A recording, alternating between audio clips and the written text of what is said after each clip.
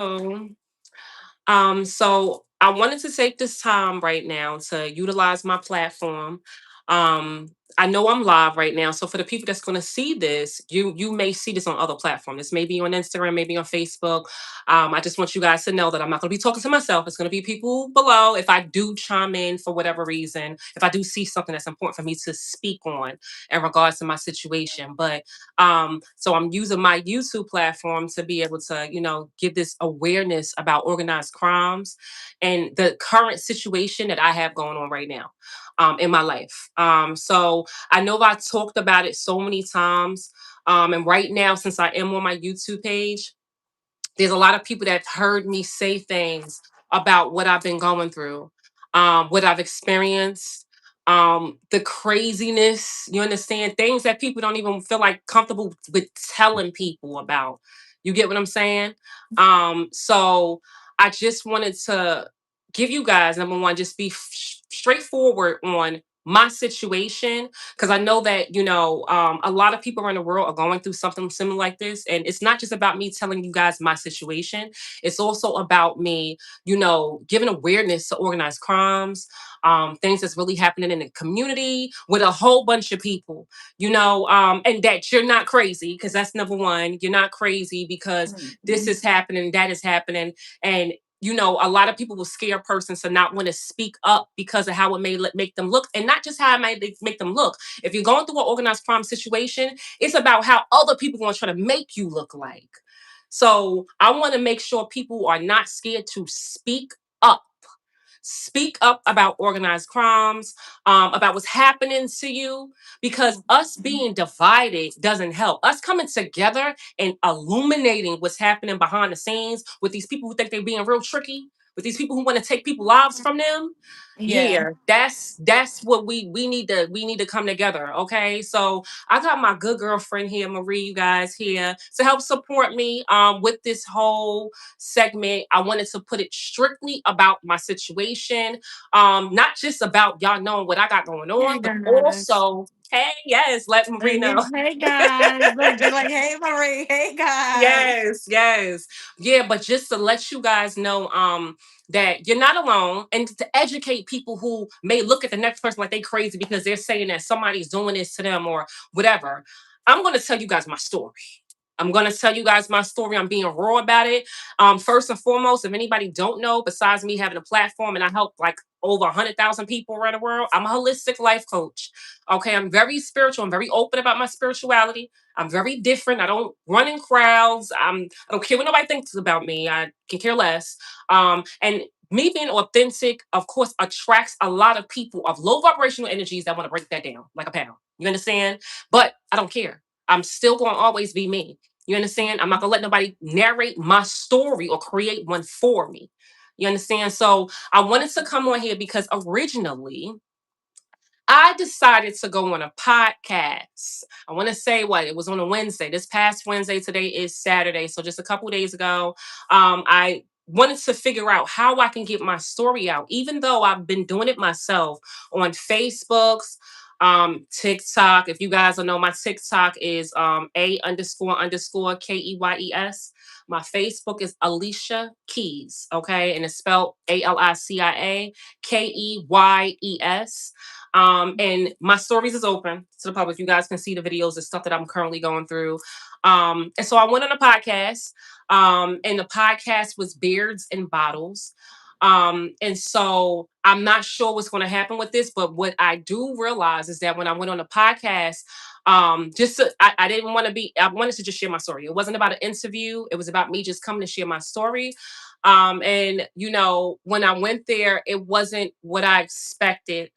And I'm saying this because currently going through organized crimes, I'm just saying this in general, okay? It's not reflecting on beers and bottles at this moment, okay? In general, everyone who I have reached out to regarding help, like support, right? Going to the police and there's you think you found the report, but there's no report in sight when they check it, as if I didn't report something or going to like it's those type of things. People or whatever this is that I got going on, blocking people, blackmailing, paying people off. All of a sudden everybody's so happy to be there to support you, and then when you in it and you go do it, it's a whole nother story. Mhm. So when I went there, okay, to the podcast, thinking that it was going to be me just because that's what I expressed that I wanted to do, it wasn't that. And so I didn't sign any contracts, no obligations, nothing. I told them, if that's not something I want to move forward with, and they told me that they still gonna put it out. So as of right now, that's the information I got, is that they still was going to post it and they still was going to put it out. Um, and I just wanted to be clear that number one, I haven't signed any contracts. I actually also wrote them and expressed to them, like, and I wish I would have had. I don't know if you, Marie, can you show a the screenshot off my YouTube? Which I I should don't have think so had. because I have it saved on this phone. Yeah, it's same thing on this phone right here. But I have, if you guys want, I'll, I'm not gonna I'm not gonna show those right now, but I got them. Okay. So where I did reach out to the person, the main host who I spoke to. I'm not gonna say his name, not yet. Yes, I need to. And I expressed to him that, this is I didn't sign any contract, no obligations. But I mean, when I came, I didn't even know, like, we didn't have a conversation about too much of anything, as I was trying to get information about, making sure we had boundaries and what this how we was going to go about the podcast. But nevertheless, when I expressed to him without a contract, you guys, um he still said he's still going to post it. And it was just like I said, his whole energy had changed. So um if in fact that gets posted after I gave a, cease and desist, sent the emails to his, through text message, through Instagram, how we communicate. I even sent one to his partner as well too on Facebook. So we'll see what happens with that. But I just want the world to know that, because it wasn't about me. It just seemed like a show. Like it was trying to bring up old stuff, like my past. I That's not what I Yeah. signed up for. I Yeah. signed up for something like this. You know what I'm saying? Yeah. Like it wasn't Yeah. about, oh, how I grew up and where I used to go and who I used to deal with. And it just wasn't what it was. And when you're in it, it wasn't what I was told. So I'm in it. I'm just like, okay. I'm not Yeah. going to be looking like the person that's going to be causing no drama or havoc on it. It's just like, okay, I'm not going to give that energy on camera, and that's not me anyway. But I'm going to speak to you afterwards. And that's what I did. And his whole, the whole demeanor changed. And he said he's going to still post it this week, even without any type of. No, I didn't do no contracts. I didn't sign any obligations. I And told he him didn't mention no contracts to you, he right? ain't mentioned no He contracts didn't. to me. Even when y'all first like even set up anything, he didn't mention nothing. None. No contracts. When I went there, I asked them, did you even get to watch my story? Because that's important. How you going to interview me? I mean, not interview me, but allow me to speak on my story without you even knowing what my story is, to even say this is okay for your And platform. you sent him over like stuff, all that stuff that just what you gonna be speaking I on said, and stuff yes, like I that. You did. sent, Yes, yeah, I did. you I know, sent him all my TikToks. I sent him my Facebooks, everything about me. And he didn't do any research at all. So when yeah, I asked him, like, is this something you or somebody else you could direct me to someone else that can actually, that I fit good with. And with he said, right, oh, you can come to me, you know? And there was no discussion. There was no obligation. There was no paperwork. Like you said, it was none of that when I went there. So for, yeah, him to say after I told him I'm not going to move forward with it, and that I don't want my video, my pictures, my voice to be on his show, I'm not giving him any rights to it. I am, not approving of it. He said he's still going to post it. So I just wanted to put that out there. If that comes out, then it's just other things that has to come through that, and of course, the information that I know that I gave to him, that we had the conversation about. yeah. Within the interview, as whatever you guys, whatever you spoke about in the interview. Yes, yes, and also not even just the interview, but what we spoke about even after, when I sent him a text message Yeah, on, when you he sent not. him. So I'm gonna just make sure that's known as well too. So we'll see what happens and see if he decides to break the law, because that's breaking the law. But Yeah. Especially he nevertheless, didn't have no contract, no nothing. He didn't, he didn't show you no contract. He didn't say, "Hey, listen, I mean, during this podcast and on this is the terms. This is yeah." And the fact that he he didn't didn't do do that none of is, that. There was yeah, none of that. None yeah, and of the that. fact I he want to didn't do put all make that, that yeah, clear. It was none yeah, of that. Okay? None of it. So yeah, so this is why we're here now. The thing about me that I'm not sweating that. That's gonna be taken care of. And God is always like a deliverer. So what God was telling me is you can do this. You can handle this yourself. Okay. And that's why we're here today. So I wanted to get up into my story. Okay. And about the organized crime. I know I've been speaking a lot about it, my platforms. I've been putting bits and pieces, but I kind of want to put it in like chronological order so you guys can understand like really how severe this is, even right now, because my life is at risk right now. But I'm not worried about nothing because God is in control. Because if I was not meant to be absolutely, here, I wouldn't be here in it. You understand? absolutely, So it looks like this is lagging right now from what I'm seeing. You know how yeah, people like to a little hack bit, into your phone. So I want to make that yeah, clear again, and that's because I have people that's stalking and watching me. So if there's any interruptions, just know that this is a part of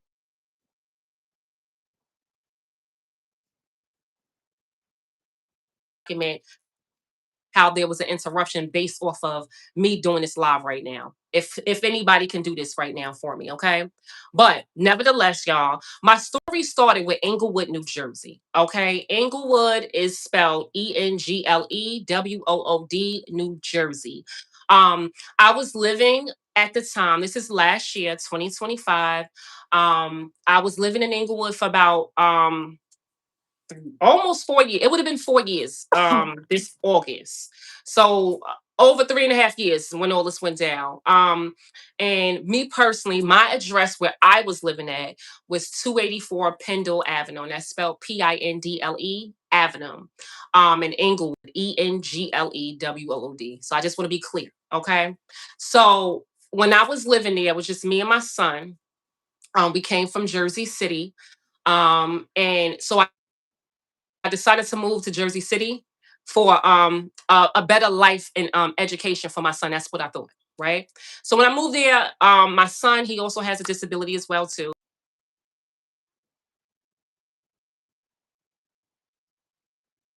Oh, look at this! It's like lagging right now. yeah. I So got it. you see it, you Yeah, got it here. yeah, So I got. thank you. So thank you. You can hear me, as long as you guys can hear me, and I'm not gonna stop.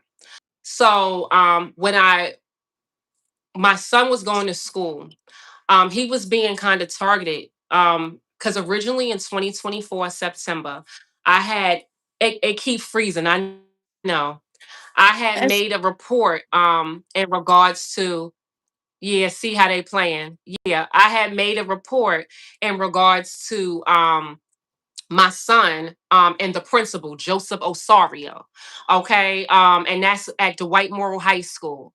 The way at this time my son had an INRS plan, okay, yeah, they are here, yeah.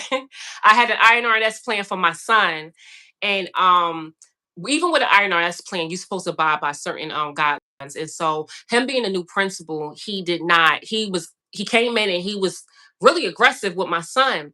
And so when I had a meeting with him, um the way he spoke to me, I can't even explain. When somebody look at you like like you dirty or something, right? You just dirty. And that's just what it was given. The way he looked at me was yeah, like, who would like it was disgusting. And so I felt violated during the conversation. And I'm not a hostile person. I'm very calm. So I said, okay, all right. So this conversation is not going too well. So I don't think I need to speak to you. I will have to speak to someone else because I feel yeah, uncomfortable. So I removed myself from the conversation, and I went and I reached out to the superintendent, who is Marnie Hazelton. Okay. And she's the superintendent of what do you call it? Englewood School District. And so when I reached out to her, it was like, okay,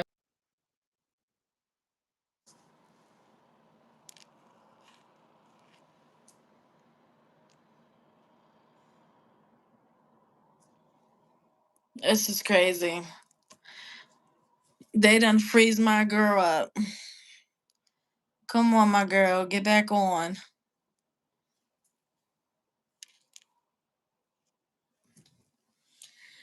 Damn, guys. Y'all see? Can y'all hear me? Can y'all see me?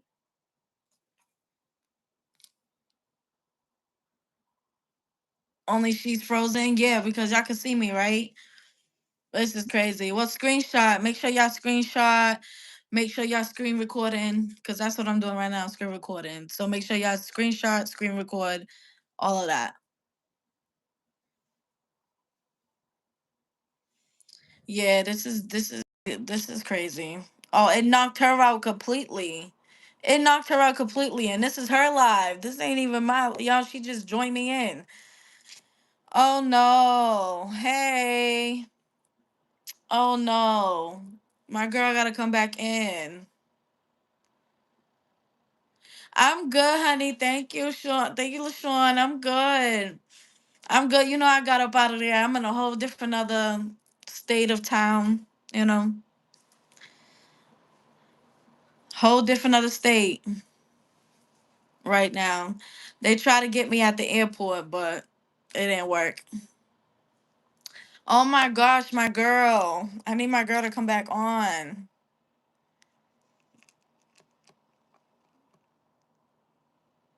Yes, I know what's up. No, I was never gonna say where I'm at, but I'm definitely up out of there. Not there no more. They are sick as heck. They're crazy. My girl though, man, like what the heck? How can I get her back up here? Let me see. I gotta figure this out. I hope y'all screen recording. I hope y'all screen recording, y'all screenshot, and I've already been having this whole thing screen recorded because this is crazy. Okay, she's back on. She's Back back like we ain't on. never She's back left. What we on. talking We about? can't hear you. We can't hear You you. can't We hear can't me? hear you. You can't Can't hear hear me? you. Hold on. You're low. You're real low. You All sound right. real low. I sound real low? Real low. It's like your speaker like is covered. All right, hold on. Yeah, She's they she's tried back. it. You can hear me? she's we hear you, but it's low. All right, hold up. Let me go out and come back in. This is crazy. Ain't they crazy? Ain't they crazy? Can you hear me now? It's like we can hear you, but it just sounds like if it's not on speaker. If that No, but they sounds said they can hear me. all right. So let me go back and come back. Yeah. So Hold listen, on. y'all saw that. Damn. So Hold if on. y'all don't know, I have hackers. Okay. So this is a prime example on this is televised live. All of you guys Damn. You caught might have that. to. If I exit out, you might have to send me the link to get back in. It's the same. Oh, you deleted it? Yeah. Oh man. I probably can't send it to you. Yeah. You can. Hold on. They Let me said you see. can. They can hear you too. They can hear you. Okay. They hear. I hear you clearly.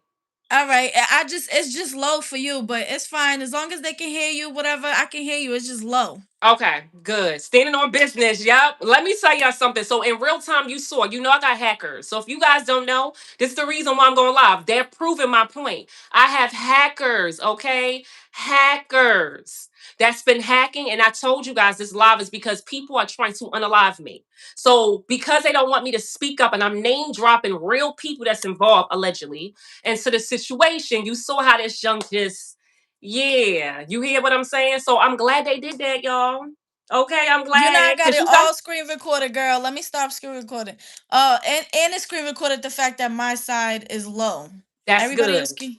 Okay, long as everybody can hear. But this is proving my point that you guys know that I'm under attack. You saw it in real life form. They completely took me out. You know, I had to come back in and do whatever. But this is a part of my story. Okay, so I name dropped the superintendent Marnie Hazelton, who I spoke to, right, in regards to my son, who just was like, okay. After I reported that from the principal, that's when things got haywire. When I reported the conversation that I had with Joseph Osaria, the principal of Dwight Moore High School, that's when it got crazy. That's when literally, you know, My son was getting this is his junior year at the time. My son was getting suspended for wearing his hat. Went a whole bunch of crazy stuff, y'all. It started from literally I reported Joseph Osorio in September 2024. I reported him in that, like, I think it was like the 20 something. And then I even spoke to the superintendent who was basically telling me my kid was a bad kid. It was crazy how she was talking to me. And after that, suspended nonstop. My son missed his whole school. You might as well say November, December. They just suspended him, pushed him out of the school in February. I took him to court in April. I had the court date in June where he was able to come back to school. After June 2026, you guys, when I tell you, it got spooky, it got crazy. I'm gonna put it to you like this. There's no coincidences, okay? Um, my grandmother passed away July 22nd, 2026. And I was away for my birthday. My birthday was the 15th. That I went away that weekend. And so I got a phone call. My grandmother just wasn't feeling good. They had to put her in the hospital. Which was just when I left. And then all I know is I rushed back. Literally, the date was the date of my birthday. I rushed back and was by her side every day since.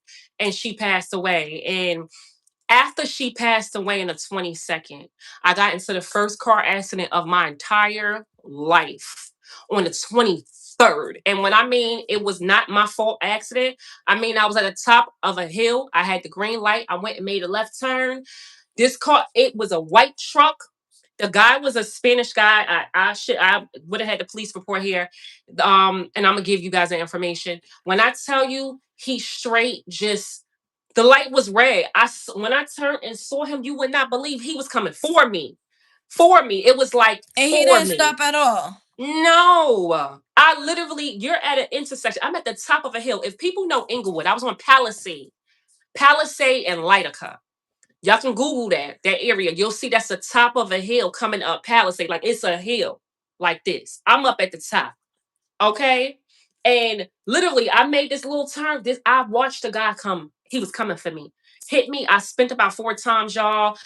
At the top of the hill, by the grace of God, there was 2 poles. I spent and came, I guess, backwards into the poles, but I came in between both poles. But when he hit me, my whole door fell off. The freaking bags on the sides came out. It was crazy, y'all. My neck went crazy. Everything just glass everywhere. Grace of God, I walked out of that without a broken bone. You understand? Broken bone. But of course, my neck was messed up. So I had to go to physical therapy. So after that attempt, or whatever that was, where I'm still walking alive, my family now, I guess they find out I got my grandmother left me her inheritance. Oh, they hate me. Hate me. Okay, especially I'm gonna be honest with you. I have an uncle who we weren't at good terms with. His name is Anthony Cleveland. Okay, and it seemed to me there was a competition between us when it came to my grandmother because the reason why I wasn't talking to any one of my family members is because of how they treated my grandmother when she was alive. My grandmother became ill to the point of bedridden because people wasn't keeping up with her when she was in the hospital. They wasn't doing her physical therapy. Her legs started getting weak to where she couldn't walk. My grandfather died August 22nd. Those 11 months for my grandmother was agony. I lived in Englewood. I lived about 45, 50 minutes away. And all her children, except for one, lived in Jersey City where she lived at. They left her home by herself. Okay. And if they didn't, they had a nurse come. Nurses they didn't even know, never even met some of them. They just was sending them there, not knowing what they're doing with her. You understand? So what happens? Yeah. The people that really love her and care for her, that knows how to show love and nurture, like myself and my daughter. My daughter left her school, went to another one so she can work online, so she could be there for my grandmother. My daughter has type 1 diabetes, went into the freaking hospital, signed herself up because her daughter said she wasn't going to go give her no food, feed her, knowing she can't get out the bed. So my daughter signed herself out. Type 1, I don't know if you know type 1 diabetes, when you go through what's called DKA, it's series to it. So when she signed Yeah. herself out for being in there for DKA, even afterwards, it's worse. For the next 2 weeks, you feel the after effect of it. You lose weight. It's just like your body getting back to where it is, which when it comes to your stuff. She signed herself out, guys. That's what love did. You understand? When somebody really loved, that's what love did. So when I found out she's decided to stop, what I got to do now? All right, boom. So now my clients who I had with you guys, I got to kind of push stuff around. You understand what I'm saying? I have to make myself available because my sick child said her kids ain't care enough. I got to do it because we were more her Yeah. children than them. Right? So now I'm backing my daughter up. Y'all, my platform knew. My platform knew because I told y'all I'm rushing back and forth to my hometown.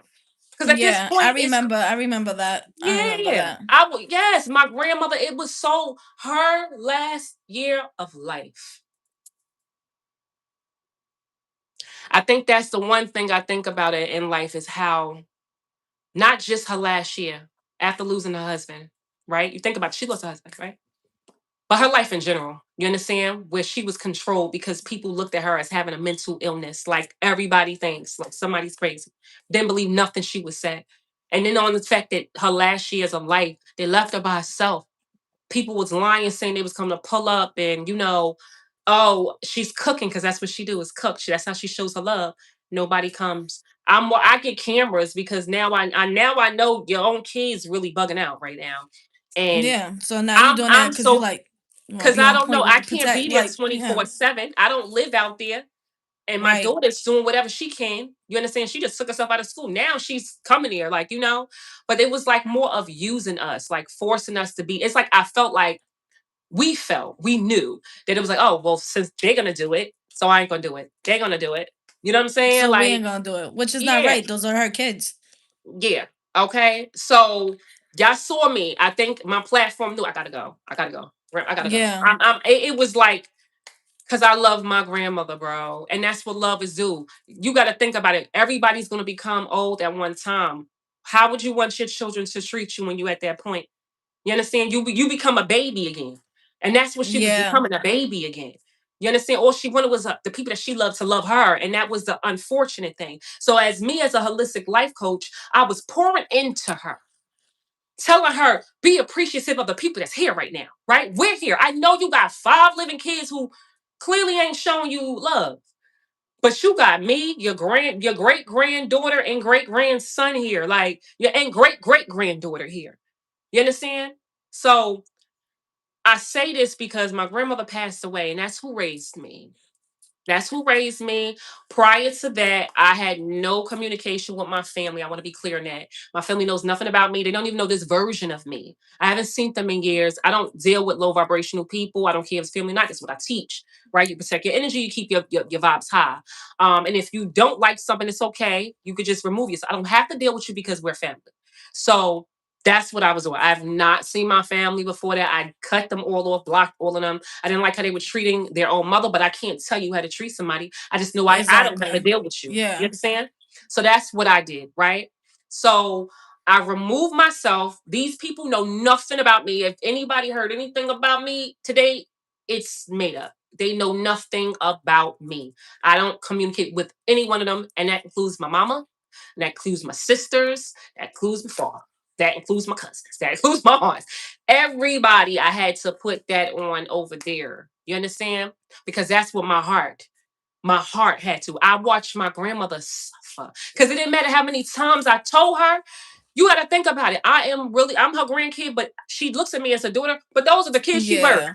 Those are kids she Yeah. birthed for real. Think about how she felt in the house by herself. Can't even walk. And then they sending Yeah. people there. They're paying for whoever. I don't know what they paying. They sending people there that they ain't even meeting. And then she's saying how these people doing her, bro. So I get cameras.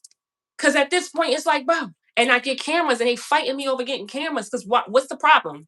Why Because can't they that didn't want you to see. They didn't want you to see. what's the problem? And then trying to sell her the cameras. Like it was weird about the cameras. Like I'm confused. Mind you, Anthony told me, go ahead and get it, but told everybody else in the family, oh, the cameras is a problem. He told me. I couldn't believe that's what he's telling people.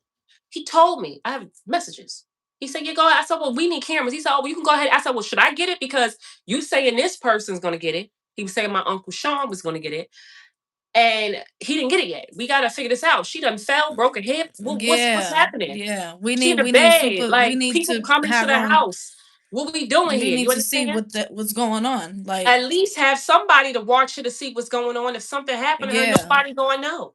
And y'all just gonna yeah, believe the person who you ain't even meet or you don't know. These are strangers, no, literally. It don't matter what company you come yeah, from, these are strangers. Her stuff getting missing. Y'all don't want to believe her stuff is getting missing. You understand? People coming in there stealing from her. Yeah. So when he said, "Yeah, go ahead and get the cat," I said, "So you're still waiting for them, or should I get it?" "Yeah, go get it." I got it. Then lied to people and said, "Oh, I got can't." You was in the crib. You told me to go ahead and get it. You understand? When I say lied to my whole family, I don't know what that was, bro. I don't know what that was. But see, I'm not combative, you guys. You know I'm a holistic life coach. I don't care what people think and what they took. All I cared about was her safety. You can talk about whatever. Long as the camera's in there and she good. You understand? mm-hmm, And so that's how that went. So what I'm telling y'all is I had no relationship with my family. I gave you that dialogue because now after the 22nd, the 23rd comes, car accident out of nowhere. She passed away the 22nd and she went in there not feeling good. They wanted doing surgery while she suffered so bad, y'all. She had they had the tube down her throat, like the way she what, yo, she suffered bad. My grandmother suffered her last days of life. And the hardest thing, mind you, God kept, I'm like, you have to not, because she's closest with you. You have to be yeah, strong for her. So I went in here being strong, watching her suffer.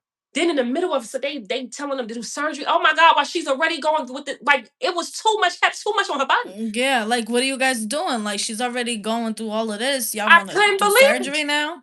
Yeah, in the middle of her having an infection, you find out, oh, now it's why would you let, oh, this is too much. She's suffering. And all I can do is sit there and comfort her. But I didn't leave her side. So what I'm telling y'all is my grandmother, I'm telling y'all her last days was crazy, even down to her last couple days, because I was confused. The medicine they gave her was doing better, you guys. And after all I know is I went home for the first time. Just for a couple of days, like you need to go. Get like an hour nap. You need to go. You've been here every day. You ain't, Yeah, because I remember you was running back and forth. You was back and not getting forth, sleep. changing my clothes, You coming right because you back. was between It your ain't platforms and going to see her and going getting right back. everything done. Okay, that's it. Yeah.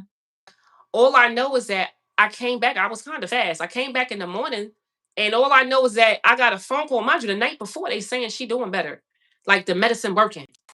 And then I come back like a couple hours later, and all of a sudden they like, "Oh, we put her in hospice." The daughter's up here out of nowhere, and she's saying she got power of attorney. You put her in hospice. I was so confused. And when I asked the doctors about it, the doctor said the aunt wanted in hospice. We didn't recommend it.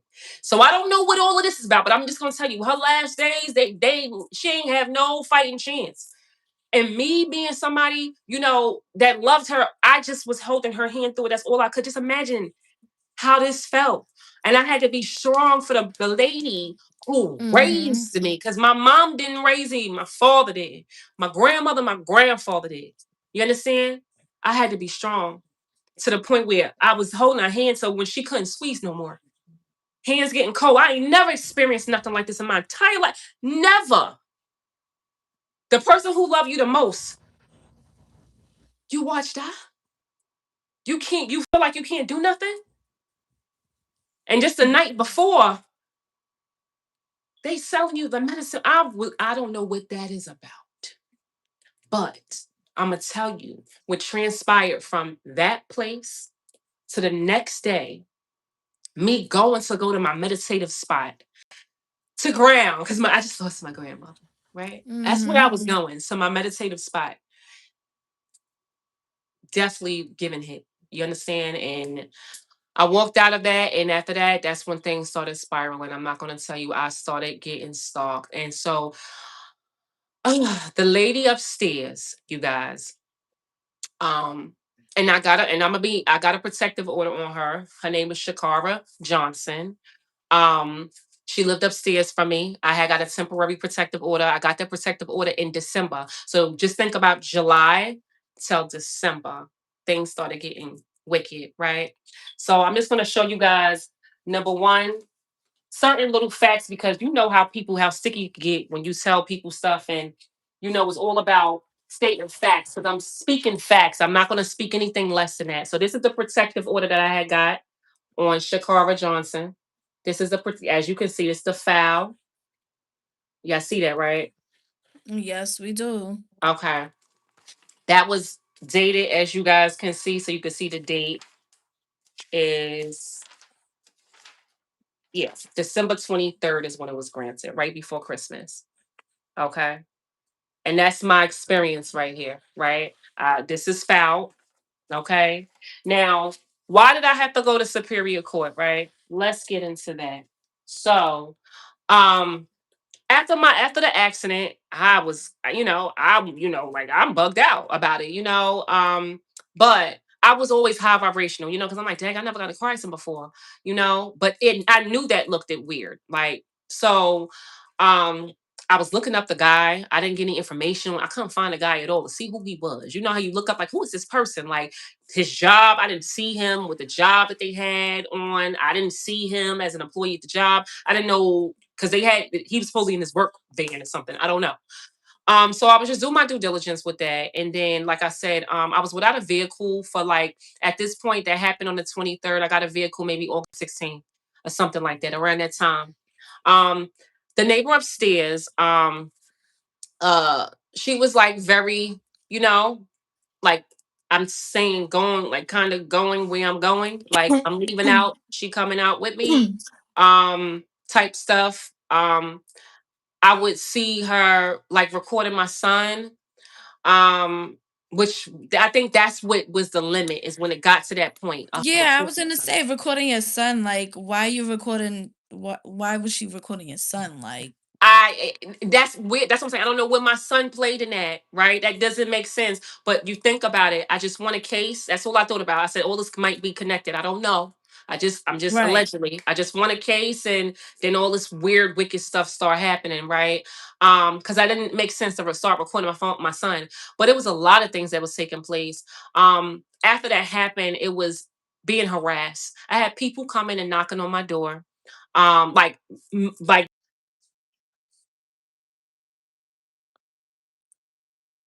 Here they go again. Screen record, screenshot, y'all. Okay, Slim, you know I was getting he said I was eating. Y'all got a screenshot and screen record because they going again.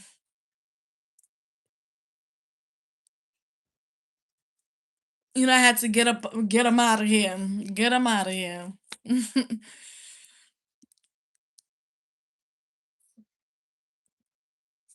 Oh man, my girl. They are at it again. It's all right because our girl's gonna get her story out. Do you hear me though? She's gonna get it out. Whether they like it or not, our girl's gonna. you can't make this up. Okay, now you back. I can hear you clear on my end. Like Yes, I can because better. Shorty, we know who this is, the hacker. She keep hacking into my stuff, you guys. So it's ridiculous, but it's showing proof that there's a situation going on. There's a real hacking situation. I changed my password probably about 20 times a day. And the people who I'm talking about allegedly gotta have something to do with this. Cause I mean, I'm just talking. I'm just talking, right? You know? But anyway, we here again and ain't we not getting off of here. We here. So yes. We gonna get through this. We gonna We finish gonna because get through this, right? So what I was saying that, hold up real quickly. I got something real quick. I was saying that, tell me what the last thing I was saying. the last thing. Well, it was kind of a little hard, but I know you was talking about your son, how she was recording your son, and a little Oh bit yeah, yeah, after yeah. that. She was recording my son. That was more so like that happened towards like no October, November. We're gonna get to that. So from that, like I said, they was literally popping up. People was coming knocking on my doors, bro. When I would leave, I left out my house one day, y'all. And my son said, yo, the cops at the house. I just left out, right? And this had to been like maybe like August at this point, like, cause mad stuff. We was getting followed around, but mad stuff was happening. And I'm like, what? The cops at the house for what? We ain't answering no door, no, ain't nobody answering the door, no cops. Okay, like what we talking about? So I just left 10 minutes prior to bring the baby to daycare, and I reached out to the landlord, like, there's cops. Like, I'm confused. I don't want to have nothing to do with whatever's going on. She said, oh yeah, it's a white bike that's in the hallway. So it wasn't a white bike in the hallway when I left. So it was as if somebody planted like bikes or something, like they was trying to set my son up because I left. My son is in the house by Yeah. himself. Cause what who you setting up? You Cause say so? You said the neighbor said that? the landlord, Oh, the the landlord, landlord. The landlord. Sorry. yeah, Yeah. so basically the landlord lives right next door. Right next door. And she stated that um she watched, I guess, the cops come. It's like she knew because when I texted, she said, "Oh yeah, I saw him. I saw him come." And I just was watching, and then they asked to go in my backyard, and I was like, just making a conversation out of it. But hold on. Let me just, I'm always dropping receipts, right? Okay, yeah. So this is a message that I said. Oh, let me just cover her phone number. Oh, you got to put your finger there. This is about the bike. Okay. That's what I was gonna say too, Slim. Like, who put the bike there?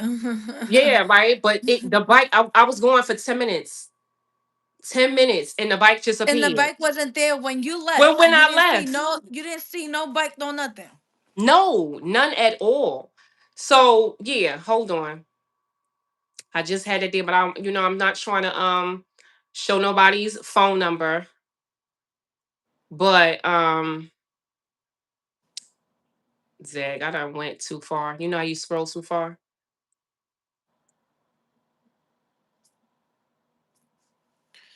Okay, hold on. I'm coming, y'all. I had it there, but I just don't want to, do all the extra stuff, It'd be, we definitely, this might be a court situation. Here we go. This is October 8th. Okay. Now, my son, so now since I see the date, because I forgot the date, y'all.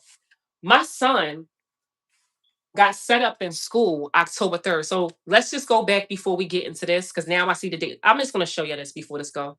So this is the setup with the neighbor, right? I mean the landlord. This is the landlord, this is what she said, right? Y'all can see that? No, well, I don't know. Let me see. Yeah, you can. Yeah, you Yeah. can see. You can see it. Yeah. Yeah. So somebody screenshot that, okay? Okay. Um, somebody screenshot. So that said October 8th, just so you guys keep the dates in mind, because it's so important, the dates. So this is given October 8th, and somebody screenshot that. I'm gonna read it to you guys. Screenshot it. No. Oh shoot. Anybody, I mean, they can screenshot it. You don't have to, you can't. Uh-huh. Yeah, they can screenshot it. Okay. Any footage in the area? So listen, so I said I have a question. Do you happen to have cameras that can see our front door and know who does? Somebody left a bike here after I left this morning. Nobody knows whose it is. No, I have no cameras. The police are out front now. He is explaining to someone on the phone the description of the bike. He said it was a white bike. I am listening at the window. Yes, he came to your door a little while ago. He is taking the bike now. Okay. So why didn't he say? Why didn't he reach out to you to let you know that? I mean, I don't know. It was a cop. You understand? But my No, thing I'm is, saying the landlord, because you oh watching all yeah, this. yeah, yeah, So yeah. why you not contacting me and you see that this is, at I my didn't. apartment. Yeah, yeah, yeah. You're right. I You mean, know. yeah. She said. So I'm telling her like there was no bike in the hallway when I left. Do you know who has cameras on this block? I don't believe anyone has them. Remember? This is very important. This part. I don't believe anybody has them on the block. See, just remember these key points. It's a reason behind it. Hold up. Yeah. Okay. Just remember I said that. When I say there's a lot of people involved, it's like a whole community of people involved. I don't believe anyone has them on this end of the street because I had a tenant whose apartment was broken into downstairs from me a few years ago, and the police searched for cameras and neighborhoods, cameras not found. I said, I don't like to be involved in anything. We are not there, and no bike was there when we left. And she said, I fully understand. That's why I didn't address it at all.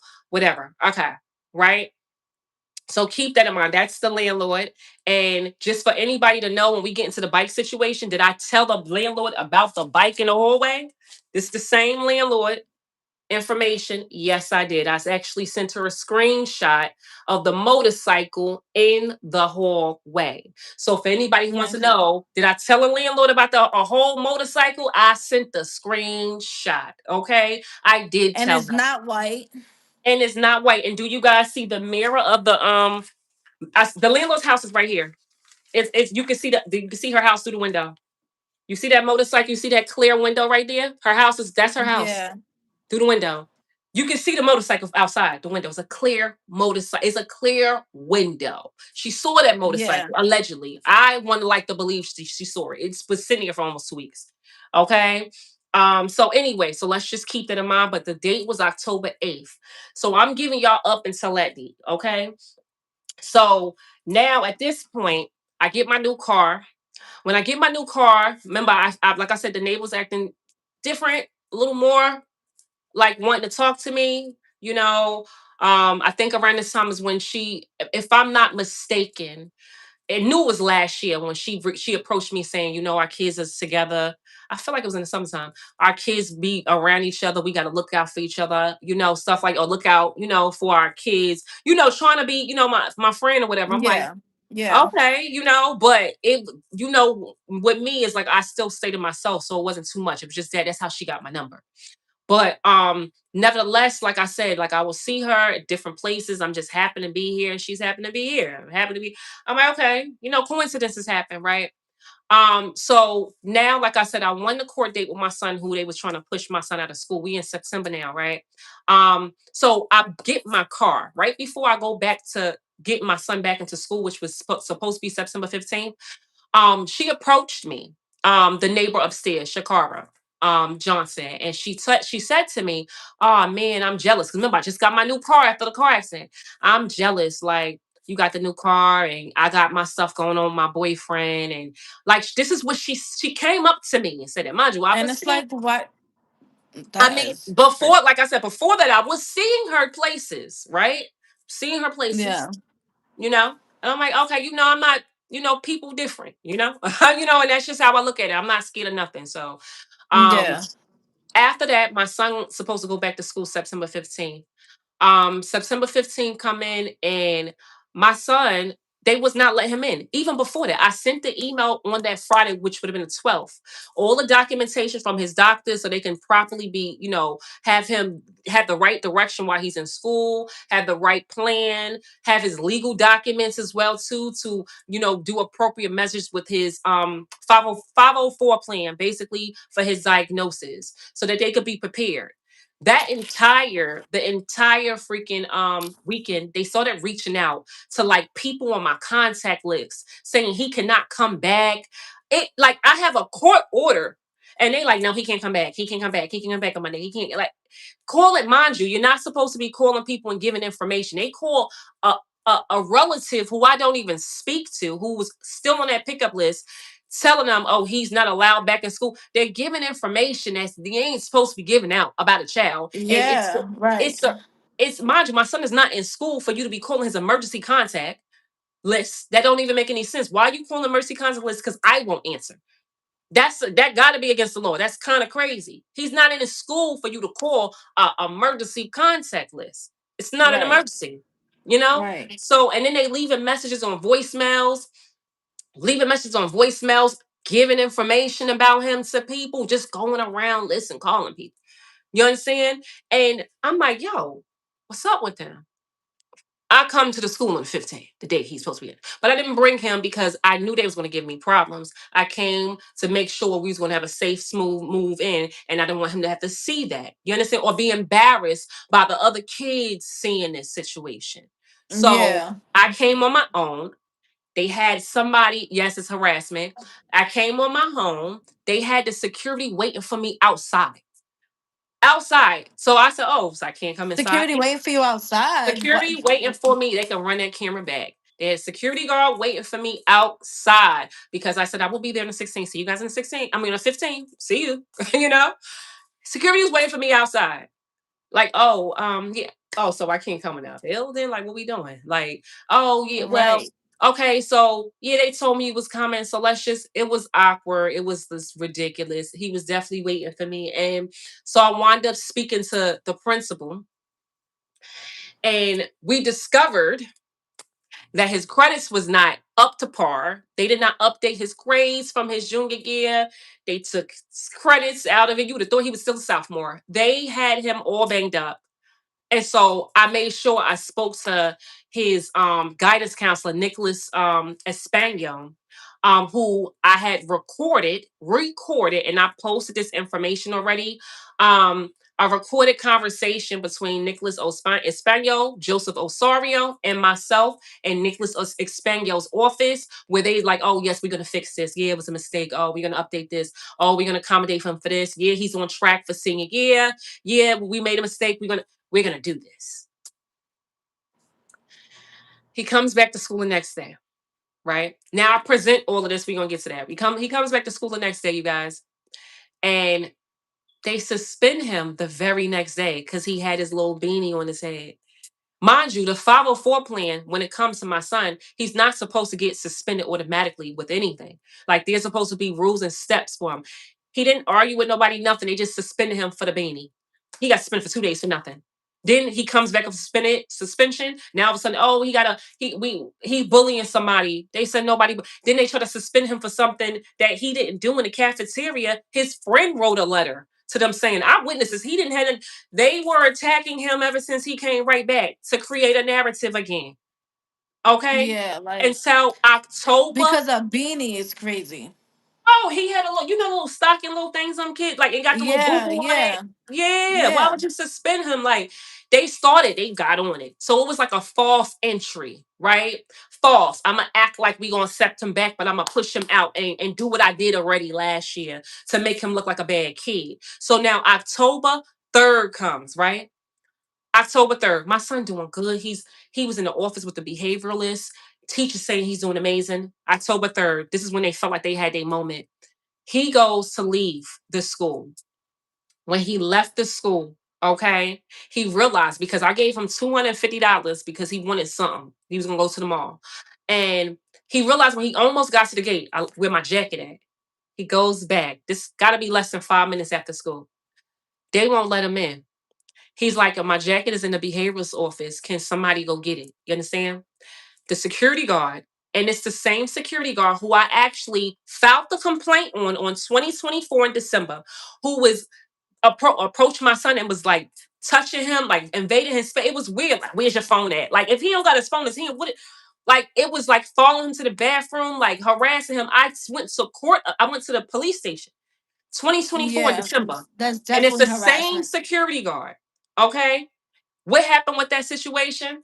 Nothing, right? But we gonna get back to this, right? So same security, ignoring him. Mind you, gotta know my son has ADHD, anxiety, selective mutism. Okay, my son, smart as hell, but he has this. He could have spazzed out. He didn't. He asked the teacher who was walking past. He said, "Can you go get my jacket for me?" He said the teacher. No, the teacher actually heard him. The security guard ignore him. She saw it.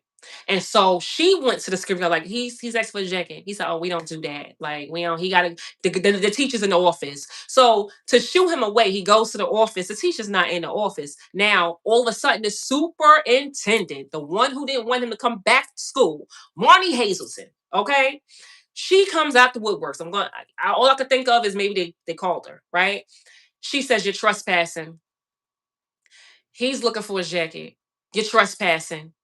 Get out to school." I like the way she was talking to him. She calls 911 and she lies to the 911 operator and says my son trespassing. He was surrounded by Mind you, I was just here. he was, how you trespassing if he can come to school? What are we talking about? Right? Yeah. Child, they surrounded my son with a whole bunch of cops. He was crying. I think you guys saw the police cam. If you guys didn't see the police cam, it is on my Facebook page. Okay. It's my Facebook is Alicia Keyes, Alicia Keyes. You guys can actually pick it up. Don't, if they tampered with it, it's October 3rd. between three, literally between 3 and 3:15. Like it happened right after school. Okay. And the police cam you want to see is Donovan. That's his cam. You want to see his police cam angle of it. Okay. It happened October 3rd, 2025. All right. And it's public record. So I do have a video of it on my page. You guys can go see it on my Facebook page. But nevertheless, they surround him. You would see him. Just imagine a mom seeing how they did fake. I heard the false 911 phone call. False. False 911 phone call, y'all. Of my son intruding. This is real stuff. Like, hold up.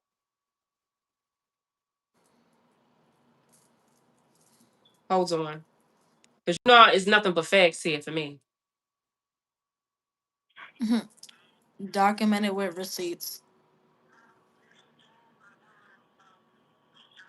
Can't really hear it.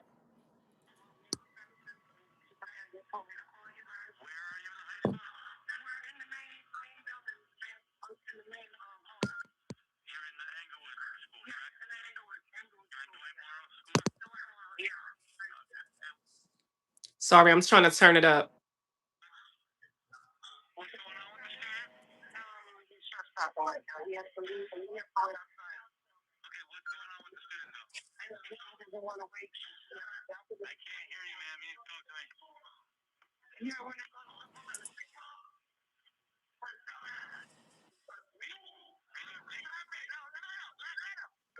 So, but y'all get the drift. Y'all can pull it up too. 911 phone call, false police report. And it was instructed, she said, by the superintendent, Marnie Hazelton. Right.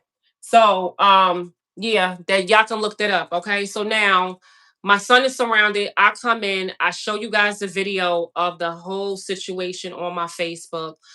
It was for me to see the police cam with my son, you would not believe it. He just didn't know what was going on. Then they was lying saying he came through a window. You're gonna see that the security guard said he did not see him go through no window, but he was getting upset at one point in time because y'all sitting up here not getting his jacket. Y'all made it seem y'all Yeah, they and he's went asking y'all. yeah, he went outside and did whatever they asked him to, right? What they told him to do, thinking they gonna go get the jacket, and he watched them walk past like and don't even go get it. Like he just imagine that. Like, and so now he get his jacket back. Guess what? The 250 is missing. What the 250 is gone. It was just in his jacket when he had it. They stole the 250. I made a complaint about that. You heard nothing about it after that. You understand? So we got that, went to court. I'm just gonna tell you, Judge Morjohn was the judge that I had, and he was denying everything. Everything was being denied. And from what I was told, I processed this October 3rd. We are at May. Still ain't get a verdict. My son would have still not been in school under the Judge Morjohn. Okay, nobody's ever heard of that. They said That's before crazy. the whole senior year was taken away. I spoke to some important people, and they said there's no way he should have been in school. It's like a delay. I'm gonna say on purpose, allegedly. Okay, because a lot of crazy stuff had transpired, y'all. So now October 3rd happened. Remember, I told you October 3rd. Now, oh, you're gonna see in the police cam and she's saying, "Oh, well, yeah, I tried, and and then you're gonna see the security guard talking about some, yeah, well, when he turned 18, we not gonna need his mother." On the freaking police cam, we could just call you guys. Like that's called the heat crime, right? So you guys want to see all this stuff that they saying about my son, which is crazy, including the police officer giving information that he shouldn't. So make sure y'all go see that. But October 3rd, now we're gonna go for expulsion. Now I tried to work. That's what they wanted. It was like they did the same thing they did to him the year before. They took his opportunity from him, bro. He was a senior. He missed his test. Not only did they do that, bro, they stopped the teachers. They stopped the teachers from sending his work because I sent the paper. Because at this point, I know I can't trust you. I utilized my right saying I will get my own tutor, and I'm going to continue to use the free education through the school system as you're supposed to give to me. Yeah. I had the right to do that. Because I went and let them use their home instructor, which I knew could have been went shady. His work probably wouldn't get done right. We don't trust y'all now. I'm gonna make sure he gets his work done by Yeah. somebody who we could trust. Boom. They cut off communication, told the teachers not to reach out to us. My son wasn't able to do any work for his second. Well, he did some for second, but his first marker period he completed only in 2 weeks. A matter of 2 weeks, That's he got all that. He had to ridiculous. cram all that work, and he wasn't even properly taught. You understand? In 2 weeks, and he passed. How about they took his grades out the system? They put all no grades, y'all. All no grades. Now we talking about a kid who put in so much work in 2 weeks with the help of myself and his freaking sister. They took even his first marking period from him. Changed his grades to all no Yeah. grades. Gave him no credits. To the point where now he's in Jersey City school system right now. And they said, oh, they sent his transcript and they got no grades from him. So that looks like he would have to repeat a year because of these people. And them stopping the teachers from sending work to him, lying to the teacher saying he's in home instruction. He was never in home instruction. I was instructing him. So the teachers is not Yeah. at fault. They doing what they bosses tell them to do, but they're lying to people. Yeah. Retaliation Like, is what why I took y'all him to. lying? Yeah, retaliation is what I took him to court for. It's because it was retaliation. You understand? And Yeah. now, when the judge denied my son to have an emergency get back into school so he can take his test, his graduation test, that you need to take the big test, right? When he just came back the day before, 2 days before was the test, he wasn't able to take his graduation test. I go to court, the judge denies him. Oh, well, they said he could take it at home. No, he should take it at school. Why would he need to take it at home? He needs to be in a position where, number one, he shouldn't even be home. But number two, why is it that he can't sit in the facility to take it at school? No, I'm not letting nobody come into my home. Not doing that. You're saying take it at home with people coming in? No. Okay. School is where Yeah, he he can should be be at. able to definitely do that. Cause I don't remember them ever saying no thing like that in school. And I mean, It I get the his conditions and stuff, but Yeah. And that so that he denied. He sucks. said, nope, denied. Okay, cool. So now we go to court about the situation for him. No, you did not the education. How no, I did not. Oh, the manifestation. They said they had it. No, they did not have a manifestation. I even showed the video. There was no manifestation. It was supposed to be a meeting that I asked to adjourn so we can have new people because all of the people at the meeting they didn't even know him. And some of them was the people who was on the Yeah. stand, not just know him. They was on the witness stand saying he shouldn't come back to the school. That manifestation meeting would have been fair. So I asked to get new Yeah. people, and they lied and said they had the meeting. And the judge just, oh, well, he had it. So, nope, he could stay at home. So I filed the motion. When you file a motion, I filed it to get to his superior, the judge. That judge, his superior was supposed to speak to me. Guess what? The rule is if the superior don't respond back in 10 days, it automatically goes back to the same judge. I'm just saying, it ain't no coincidences, right?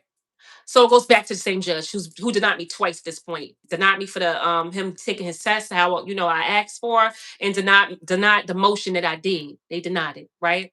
Yeah. So Yeah. so I'm like, okay, this is all happening. This the whole October, November, right? So okay. So now the motion. Oh, now judge didn't get back. We got to get the same judge. He denies the motion. Ain't that crazy? So, and I don't want to skip too much, but I want to get to now the motorcycle. They making their own rules. Yes, y'all.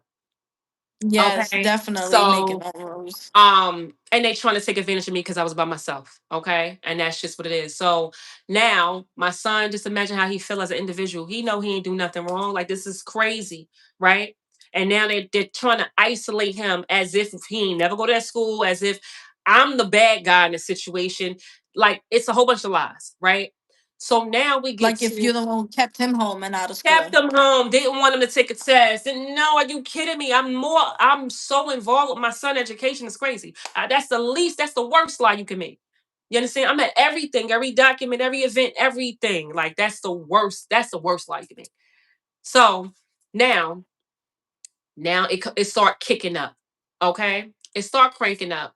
And now, the neighbor, that's when she starts the recording. So now I'm telling you now, after this, the court dates and stuff is flowing. They trying to they messing with him in school. It's like, okay, now here she come back active, right? Now she's recording. You can see out the window. You can see when I'm walking out, she's walking out with me. I'm going to my car, she's going with me. I'm seeing like her traveling in different areas. And and then that's when my son started seeing her record him. It was getting crazy spooky, you guys. And then I goes and And that's the reports neighbor that. you're talking That's about, the right? neighbor upstairs, like that I The got the neighbor. protective order on. The one, the protective order that I got that I just showed you guys. The neighbor Yeah. that I got the protective Yeah. order on, her name was Shakara Johnson, Cekara Johnson. That's the one who I got the protective order on. Okay, so so now I'm seeing this. I go to, of course, the police station. You know, I report the Marnie Hazelton person who made the false report. I report like even the police officer with the heat crime. I even report the police officer because the police officer said something crazy. You gotta go listen to that video about my son. Like, so I report all of them, right? And those none of the reports was actually put, well, from what I was told from the superior court, especially the motorcycle in the hallway, that report wasn't never even put in. Like as if it never happened. So let's get into the motorcycle in the hallway. This happened like around Thanksgiving is when I started seeing the motorcycle in the hallway and I started smelling something. So at this point, I didn't know a towel was stuffed in a motorcycle. I had no clue. All I know is that there's a motorcycle in the hallway, which is crazy. We could all blow up. That's number one. And there's a clear Yeah, window. because the motorcycle's not even supposed to never be in a hallway like That's that. supposed to be a Never. fine. What happened to the fines? I don't care. Like that's supposed to be a fine. Where's the fines at? Yeah, that's outside automatically. Whether it's in the backyard, the front yard, it's a motorcycle. It's a Not mother a freaking bike. You know what I mean? motorcycle. And everybody was acting Yeah. normal. The mailman coming in, putting the mail in the mailbox. You see the landlord. I showed it, you know what I'm saying? I told you, don't forget the picture of the I sent her a picture of the motorcycle in the hallway. So she knew about it. Yeah. At this, I Yeah. wasn't getting no, I called her, no call back. Almost 2 weeks. I'm like, and then I'm finding out I'm not hearing nothing about the complaint I made, right? Okay. So now what? I make a freaking anonymous phone call to PSCNG. Anonymous phone call, bro. And so this is when I was leaving my lawyer from the hit and run, car situation. Well, not hit and run, from the car accident. I was leaving my lawyer, and that's when I called because I said, I don't, something's going on. I need to protect myself. I need to make sure that there's nothing that's like I'm not being harmed or affected, or this is not going to affect my family because I have children. Yeah. So I called Yeah. them when I'm like a couple blocks away from my house. Listen, I called anonymous phone call. This is what's happening. I pulls up. Now I'm telling you 3 minutes. Gotta be. I was like right there. Okay. I pulls up. I see the kid upstairs, the son, moving the motorcycle in the backyard. It's been there for 2 weeks. I just hung up. Whose son? Whose Shakara's. son? The Shakara. Yeah. I all saw her right. son. I saw Yeah. her son move the motorcycle in the backyard. Okay. So I was so confused because this motorcycle been there for 2 weeks. I just hung up with anonymous phone call. What made them move the motorcycle? All I can think of, my Yeah. phone. They heard me somehow. But how you hearing me? First, I'm not even thinking the phone because I'm not even thinking that far yet. I'm thinking the car, right? The car might be bugged or something. Cause like I ain't Because thinking the how do phone. you know that? How? Yeah. I don't know. I'm like, maybe it's the phone. I was like, it's either the phone or the car. Cause what made you move it? So now when PSNG Yeah. come, the motorcycle's gone. So now they do their little thing. They do pick up a little residue as if something was in the hallway, but nothing in my house, right? So I said, okay, something's going on. My phone is hacked. Phone's hacked, car's hacked, one of them, both, something. So let me go protect myself. I don't know. I've already reported. No reports have been made. No phone call, nothing as if it never happened. I got to go to the hospital and make sure I'm good and check myself. So what I do, take me and my granddaughter to the hospital. How about both of us got carbon monoxide in our system? Carbon monoxide, guys. And I mean carbon monoxide, I mean carbon monoxide. Now, let's not forget, I got receipts for everything. These are all the complaints that I've made. And what does this say? Neighbor, right? I made sure I took pictures of every complaint I made with the even with the court. Because when I found that the cops wasn't fouling them, I went to the court and it still didn't get fouled. Still didn't. It's not in the system. Yeah, It's kind of yeah. crazy. You feel me? Yeah. Definitely sounds like they all connected because this is Yes, just the police officer, it's the not a police, coincidence. yes, the police station and the courthouse connect. It's the same building. It's connected. Yeah, literally. So I reported this, as y'all can see. I made sure I had copies of every mother freaking thing. But the gag was, look, here go the motorcycle in the hallway, like I showed you. That's the motorcycle. Everything. This is receipts, right? Yeah. Right. The hospital And again, visits. and that thing is not white. The hospital visit. What does it say? My daughter name, right? My granddaughter. Remember, like I just said, my granddaughter. And what does that say? Carbon monoxide exposure, right? Yeah. Okay. This is me, Alicia, right? That's my name. And what does this say? Carbon monoxide exposure, right? So yeah, I just, receipts, receipts, receipts, right? So oh, I forgot to show y'all this. This is the this before this is before, yeah, before the motorcycle. This is November 12th. Okay. This is the girl Shakara. Remember, I told she had my number. Remember the basement situation? So basically, Yeah. she kept trying. So it was a lot going on. I kept getting cops coming to my house, knocking on my door, bikes appearing in my hallway, like regular bikes, like as if my son's stealing it. She's recording my son and she's following. This is before the recording. We got to that point, right? Now, this is November 12th when she felt comfortable texting me saying, "Oh, the cops is here. They need to get in the basement." Why are you calling me to get in the basement? I'm confused. Like, oh, they just Right. said, listen, the cops outside, they said they want to check the basement. Somebody arguing. Nobody live in the basement. It's not a finished basement. And so I wrote, I'm not here. I was there. I'm not here, but I don't have the And authority to, they can go ahead. yeah, I'm sorry. but I don't have the authority to let anyone in the basement, seen as I don't utilize or have access to it. They would need to speak to the landlord. She said, "Yup, me as well." They was asking me questions. I told them, "You're not there." They did not speak, and I don't know how she said I wasn't there. They did not speak with the landlord. Shaking my head. They said somebody called looking for Maria. She they think she lives in the big. Like, this sounds so stupid. Okay, like this was like, why would you call me to go into, like, what? Mind you, the cops kept coming to my house prior saying we got to get in the basement. I'm like, I'm not, like, I can't let nobody. I'm not let. They was coming to. Yeah. And they have a different access, right? Oh look, damn. Screenshot, screen record, guys. They got my girl again. They got my girl again. That's how y'all know she's speaking the facts. She's on some good drugs. Hey, them things make you do some things. But my girl, oh my gosh, they got my girl again. This is just some BS. That's how you know, like, this is facts. This is facts. This is truth on what she's talking about. Like, this is not a game, guys. You know what I mean? Like, this is real life stuff that is going on. That's come back, sis. Oh yes, they don't want me to expose the cops. They don't want me to expose the cops. Okay, when I start talking about real stuff, the cops was coming to my house. You guys, they was coming to my house trying to get into the basement. Y'all see that? Trying to get into the basement. There's another access to the basement, right? Yeah, yeah, girl, it's a side door. And Shorty got a side door. She could let them in her house if that's the case. It's a bag on freaking alleyway. Like, what we talking about here? Yes, it is. And they kept trying to come to get in the basement, bro. I'm like, yo, nah. Like, you're not coming to get my, like, I'm not. You're not coming to my house to get in the basement. I'm not going in the basement, and I'm not gonna let nobody in the basement.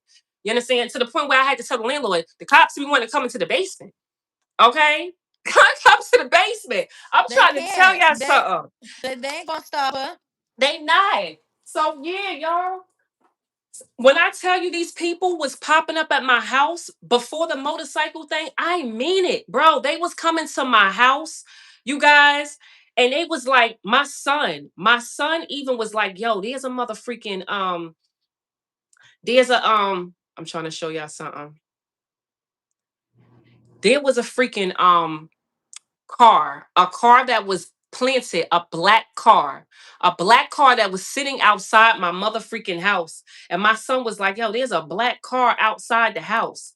Like literally sitting outside the house. Somebody was banging on the door and a car pull up in broad daylight. Broad daylight, like a scare tactic while I wasn't there when I left. Like when I tell you they was harassing us, they was harassing the hell out of us. Trying to do scare tactics before this whole go in the basement stuff started happening. Like this was all the Yeah, weird stuff that was yeah, happening. And I'm going to the cops reporting. It's no reports being documented. Nothing, bro. Nothing. Englewood Police Department. Nothing. Okay. I'm being real with you. When it comes, especially when I came to the thing with Shakara, I did this. I went to them and then I also went to the freaking, you saw the courthouse that's connected. yeah, Oh, that was a whole nother story in itself in December. That was crazy. But the cops kept trying to come to my basement. They kept trying to get into the basement. I don't know what the freak that's about, getting into the basement. But nevertheless, um, so that happens. Now we got the motorcycle. So now I told y'all I called PSENG, right? So when I called PSENG, after that, I went to the hospital the next day to see about carbon monoxide in the system. We had carbon monoxide in the system. Okay. And so now at this point, the oh shoot, we can't hear you, we can't hear you, we can't hear you.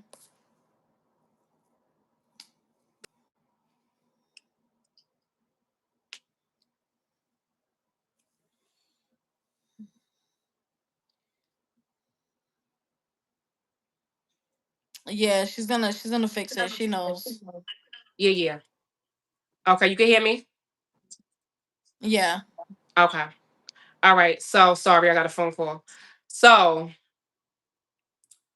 now I hate when that interrupts. So now the I go to after I go there, I call the fire department when I leave the hospital. So when I leave the hospital, okay, y'all can hear me, right? I can hear you. I don't know if they why they can't hear you, but I can hear you. Yeah, I know. Maybe it's a delay, right? So Yeah, yeah. So I'm like paper trail because there's something funny going on. It's something crazy going on. So yeah, now absolutely. yeah. So now I call the fire department. I let them know I documented this is what I had carbon monoxide. They come, they saying, oh well, we can't do nothing if there was the motorcycle not here right now. So Captain Rodriguez of the health department showed up with them. He said out of his mouth, he was the one who moved the motorcycle. Captain Rodriguez, the health department in Englewood, New Jersey, came to my home with the fire department on that Saturday, which would have been like the 13th, something like that of December. And he stated he came to my home the day before to move the motorcycle. Now just imagine how my stomach dropped to my freaking belly when Yeah, I was cause you there. said you seen her, cause you seen her son move it. Yeah, the son moved the motorcycle. They didn't move it. Yeah. The son moved the motorcycle. So when he said it, I was like, "Oh my gosh." Okay, okay. So now the fire department said, "Well, he was in front. He witnessed him say that. He said, well, if he moved the motorcycle, then the health department has to make the report for it, since they was the one who witnessed it and they moved the motorcycle." So I file a Oprah, right? Y'all know I got my paper. I file a Oprah report to get the Oprah for the motorcycle because that's what they said, right? If it's something that's done, then they got to do it, right? There was no report made. No report made for the Oprah report. Okay, none. And on top of that, right? On top of that, right? So I said, okay, I don't know what this is. It's something I don't know. So what I'm gonna have to do now is I gotta protect myself. I'm not protected by the cops. Something's going on, allegedly. I'm not definitely, I don't know why they would lie to me about the daggone like the motorcycle. Don't know what that's about. So I gotta protect myself because like I ain't about to go out like that. Okay. So what I do, I freaking goes to back to the health department You got to make sure you get the right people. So firefighters, they work like for 4 days straight. So that crew was gone. They told me I had to come back on Wednesday for them to come back so I can make sure I'm in front of that crew. Because they was the ones who heard him say you know what I'm saying? So I had to make sure I was with the right Yeah. people. So I go, this is what I'm saying, this is a horror story. So now I goes back for that crew. I records the whole thing, you guys, like the whole thing. Like I actually played it on my Facebook, you guys. That would make this live super duper long. But I recorded it and y'all can go see it on my Facebook. And actually you can see it on my TikTok as well too. So I posted it on my TikTok. So I recorded it. This I forgot his name, but I got it in the recording. You guys can hear it. He states, oh, I came there because I was like, I'm looking for somebody. I need to speak to the crew that was there in regards to the motorcycle that was there, just to see. I want a copy of the report. Then I was like, oh, me and Captain Rodriguez, we was there. I said, you can't be serious. It's no way. It's no way they sat together and say that they came up with this lie because it was just no way. And so I said, really? Now I'm recording the entire time, y'all. So I said, that is so strange because they was like, yeah, we got an anonymous phone call. So we rushed over there and we spoke to the lady upstairs, Shakara Johnson, and she called the husband and we went upstairs and you want to hear it. That's what it says on the recording. We went upstairs, we checked upstairs or we spoke to our husband. The husband said, yeah, we can move the motorcycle. And then we moved the motorcycle. It was both of us. And then we went in the basement. We went in the basement. We went in the basement. And then we left. And like I said, I told you guys I got there pretty fast, right? Like it's given like 3 minutes or so. Like I got there too quick. So even if that was the narrative that they wanted to paint, nah, I would have saw you. So I said to him, I said, that's so strange. Well, I'm the one who called anonymous. Um, and I could have swore I saw the kid move the bike upstairs. He said, oh no, we moved it. I said, and when I called, I was like right around the corner. So, he said, oh, you didn't see us on the block. You gotta listen to that video, y'all. Promise you that's what happened. I already posted in multiple places and I got copies of that. So even if they try to play with me right now, I have copies. I got it on other copies and stuff. So I ain't worried about that. So what I'm saying is, this is what they said, bro. I put that on everything. Okay. So I'm recording this. When I had this conversation with him, I said, okay, I don't know what this is. I'm definitely I'm a target and something's going on. I don't know if this is human trafficking. I don't know what this organized crime is, but it's something. So at this point, I was already looking to move, y'all. Every single person I was reaching out to was a scam. And that's when I knew, this before I knew that my phone was hacked. Every single person was a mother freaking scam. So it's as if somebody was trying to get me to like spend my money so I wouldn't be able to move. Get scammed out of my money so I'll be stuck in at home. Because I don't know what they had going on in the basement. All right. Whatever they was trying to do in the basement was crazy. Kept trying to get me to go in the basement, kept sending cops there, talking about the basement. I don't know what it was. Okay. And I heard the girl call the cops one day. I said, yo, this is getting crazy. I heard her call the cops, and the cops showed up at my house, my door. Okay. And I don't know if she left out the house, but I saw her sitting in the car across the street. Like it was crazy. So, yeah, so now look at this, y'all. So, like I said, I ain't gonna hold y'all. When I first put my story up there, to the point where I was looking for a home for so since freaking November, it was scams. It was like they was creating websites, y'all. They was creating false pages. I'm talking about everywhere, and I'm wondering how everywhere I'm going, it's a scam. I even went and drove 2.5 hours away to go to PA and was shown a scam. Y'all, can you imagine you going to Pennsylvania, but deep in it, 2.5 hours away from your house, just to try to move and get away from the situation? This one I was like worried. I ain't worried about nothing right now, but to get away from the situation, and somebody shows you a place and they have like it's like a show. Oh yeah, I'm gonna move downstairs. Yes, you should move upstairs. And they like, yeah, like it shows you a place. You leave that place and you go see another realtor. And when you go to a different place, right? You're like, oh, I just came from this place It was nice. I just gotta figure out the school system because I had a crazy situation at this school system. And so she said, "Oh, what's the place?" She took my address to the place I went, looked it up. She said it's not even for rent. Can you? I said, well, yeah, I just went to go Like, see it. Like, huh? I ain't crazy. Let me show you the video. You feel me? She said it's not on the MLS system. You know the realtors have an MLS system for renting. She said it's Yeah. not showing up for Yeah. renting or sale. That, like, But it what? was an empty apartment that I went to go see, and I showed it to her. Then that's when I started running it down to her. I said, "Joe, I've been being hacked. I just went to this place. You see the place?" She was just like, she praying for me, like, this is crazy. I'm like, I need some help. I don't know what this is, what's going on. This some yeah. So this lady, she was open to helping me. Like I said, she was confident. She was, I promise you, you gotta think about my phone is hacked at this point.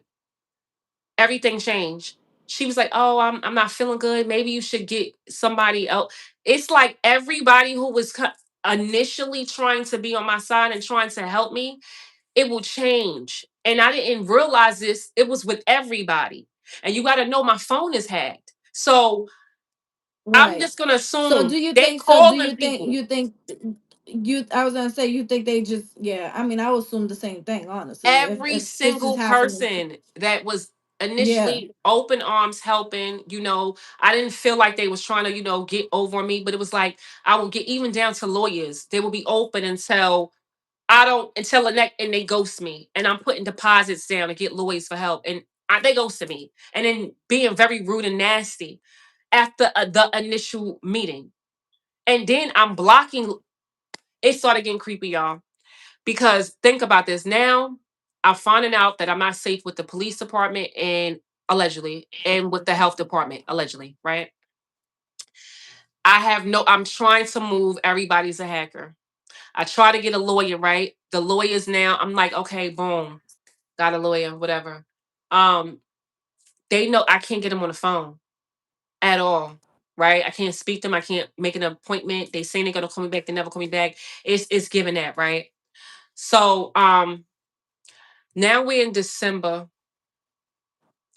and I'm coming from Molo's. So Molo's is a restaurant that's on on the river. That was one of my good places I love to go to. I sit there, y'all. I will always post these videos and pictures over there while I'm just meditating at the water. I love the view. I will go there, and there's a specific guy named Lazarus who will always just be there. He accompany me. I'm not a drink. At that point, I used to have a cocktail or two. Now I don't drink at all. Okay, since this happened, what I'm about to tell y'all. But Yeah. so I went to because now it's like I know I'm in danger and I'm not getting help with nothing. It's something going on with everybody, and I go there just for guidance and just meditate myself in strength and just keep myself aligned because I know what's going on. It's just I can't get nobody Yeah. else to help me with the situation. So I go on this specific date, Right. and when I go there, you guys, um, I goes and I get one, and I would love to see the video, right? I goes there and I get one cocktail that I always do because I don't really drink. Um, and so when I'm just gonna say when I got this cocktail, I don't think I drunk the whole thing. I wasn't feeling good. And so I started driving. Yeah. Yeah, I said I had to go. Yeah, I drank. I'm like, wow, I'm feeling like off, like tired. Like it just came over me. Okay. And Yeah. I said, I gotta go home because I'm feeling tired as hell. And I gets in my car. Now I'm getting woozy. Woozy. All I know, y'all, there was a car at like the red light, and the light, it was like it turned green, but the car didn't move. It didn't move. It stayed there and it looked like it backed up when it turned red and hit my car. Like, this is the new car I got now. And so there was, from what Yeah. I was told, it was crazy. When I tell you, somebody made up a false narrative, hit and run from it, lied. Like these people said it was witnesses there. There was nobody. Y'all, somebody tried to set me up with a false hit and run. I spoke to the cop. Okay. They put on my record reckless driving, false hit and run. They ran it down. Bring it down. So I'm like, yo, mind you, at this point, they hacking into all my bank accounts. They hacking into all my emails. They're messing with my businesses. And now it's like they're trying to ruin my reputation. You understand? In all areas of my Yeah. life. So this was when I saw it, I was confused. Cause wait, I'm confused. I spoke to the mother freaking cop. You understand? Like I was Yeah. so confused and so trying to mess with my Was there record. body cam on them? I well, what happened? The lawyer that I got, right? That never I didn't see it because my lawyer is supposed to be taking care of it, right? Lawyer who never spoke to me, never got my story, never reached back out to me, never called me back, never set up the interviews that I've called numerous times since December, since that happened. Court date was in February, never spoke to this man. How you going to represent me in court? You never had a conversation with me. Yeah. Calling because I can't now since I know I'm hacked. I can't send you money how I did online. I gotta put it to you in your hand. I can't put Yeah. my bank account on anything. I mean, it didn't matter at this point. People was hacking into it. So just Yeah. imagine I'm calling because my court date. What? You don't even know nothing about me. You know nothing about me, And the court date's coming up and stuff. bro. So I somebody answered and got on the phone with the secretary the day before my court. It was a Friday. The court date I think the administration was closed on a Monday and Tuesday was the court date. Somebody finally got on the phone with me on a Friday and was like, "Oh, where the rest of your money at?" I've been trying to call you guys for that. I done told the lady this is I can't send her the money through the mother freaking phone. I can't do that. But it ain't about the money. How you gonna represent me when I've been trying to come in, making appointments, trying my hardest, and nobody would let me come in? yeah. And this part, when I tell you how mean he was nice when I first, he was so rude, disgusting. So what you saying? You ain't paying me? It was crazy. Like it was like flipping the script. Like It was what? Like what's why? Like why are you like coming at me how like you gonna that? Why even are you being represent me at this How you point? and you're being very unprofessional. Yeah, on top of how you gonna represent, you don't even know. I don't care what they sent you. You have none of my information. You have Yeah. nothing. I haven't even had a conversation with you Not for one you could time. know what the heck. Not one time did I see this lawyer of mine. Not one time did we discuss my case. But since the initials, he pulled it open. He saw the charges. He told me what he can get done for me. That was it. After that, never spoke to this man. And I still didn't, to be honest with technically with you, because I spoke to his secretary that Friday. I never spoke to him. Whoever that guy was, it wasn't him. It wasn't the lawyer. You Yeah. understand? So yeah, this is Yeah. what happened. And so just that's what I was going through. It was crazy. So now what? Now December happens. Now I go around them and I go to the Superior Court and I finally get some type of relief, which was not is a piece of paper, but it was documentation, a protective order. And that's when I got the protective order on Shakara Johnson. That is the one who lived upstairs from me. That's what I got on her. But what happens now? We talking about corruption, right? Allegedly. So now I goes to get the final one in January. They don't give it to me. They ain't even really hearing me. I got paid. I got my stuff here. They didn't even want to see it. Oh, you just it's just a y'all just had an argument. Yeah. No, I never had a conversation. I don't talk to her. She was like, oh, we were friends. Right. No, she said we was friends. We text each what? Just because of it, you texted me about like we if you look at my thread, bro, it's about 3 years. It's minute. You just got my number. We not friends. We never was. Like I'm confused. And it was just Yeah. like brushed under the rug. So now what? We in January, right?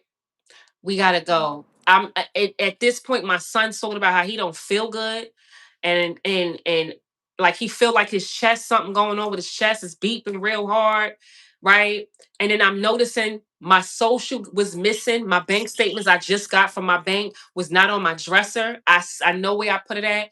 And then now people are getting into my car. You guys, I'm talking about in my car, like in it, like in my car, like you sit back like, yo, you can't be tripping, bro. I didn't realize my second freaking pair of keys to my car in a box in my room. That's how they could have had access to it. Like I have two keys, right? I don't Yeah. keep both of them on it, Yeah. right? Then I'm like I said, people taking stuff up my house. I'm noticing that junk like it ain't nothing.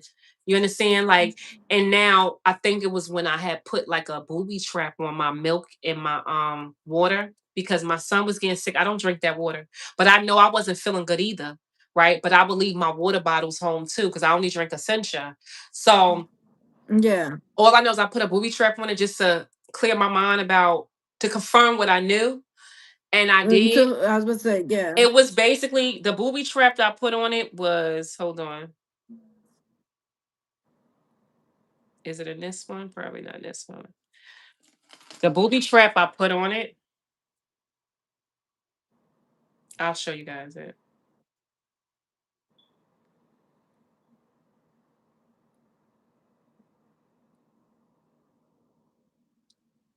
What month am I in? Not too far.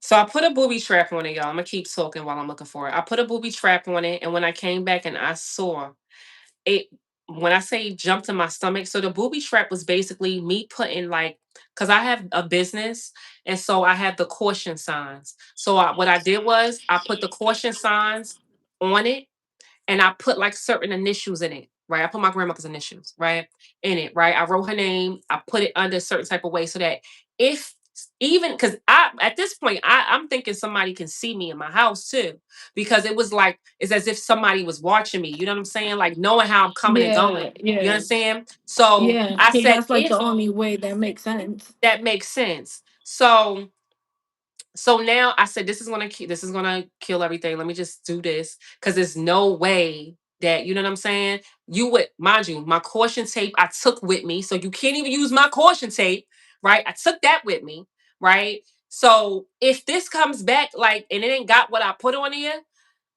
something ain't right. I come back, y'all, milk in the water, bro. I look at it, I'm like, oh my god. Mind you, it got the caution tape on it, but it's not my caution tape. You get what I'm trying to say to you? I set it up a certain type of way Yeah. to like see if somebody's in the house or not. So that's when I made a phone call to my father. I showed y'all that, right? I did. I made a phone call. I didn't want to get nobody involved with this situation because I knew it was something crazy and I didn't want nobody else to be hurt because of me. And so what I did was I just said, listen, I gotta tell you, I gotta get out of here. I took whatever the freak I could, and this was January 30th. Picked up and left. My son, boom, give him away from me. Let him stay with his friend. I let my daughter, you know, she live in Jersey City. I just felt like I had to figure out what this was, and I had to make sure everybody else was safe. And so I left, and I went to Yeah. like a hotel that was like 2 hours away, or something like that. Yeah, just about 2 hours away, and it was like the weirdest things was happening in the hotels, y'all. Stuff that you can't make up, bro. People was getting into my hotel rooms. You could see it. And I mean, I know housekeepers do, but I had the signs on there. I showed you guys the hotel that I was staying in, right? That they was only putting me in rooms that had like these little house things. Remember I showed you guys that? These little Yeah, house the house things. things on Like, the top. yeah, like it was like every room that I asked to move from, I wanted to make sure nobody was above me.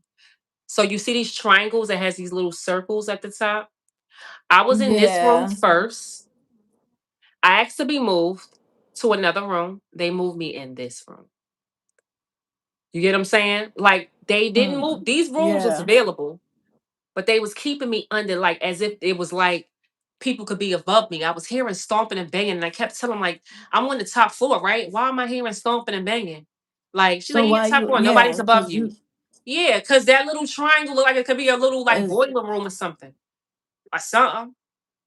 So just imagine it was like banging and all shoot. kind of stuff, and that's when my Wi-Fi, my phone was acting up. You know, the service was dropping until I realized like how they were hacking me. You know, about getting into my password. I didn't know about all this stuff. This stuff is not normal. You understand? So I had to Normal. move. It taught you now. Because it taught us all now. Oh, damn. Here they go again. Screenshot, screen record. Because what the heck?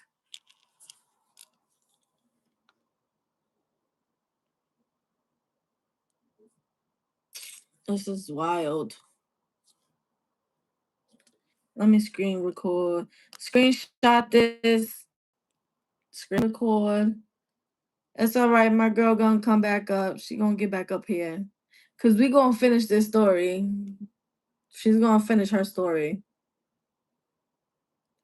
with this organized, you know, organized stuff that's going on.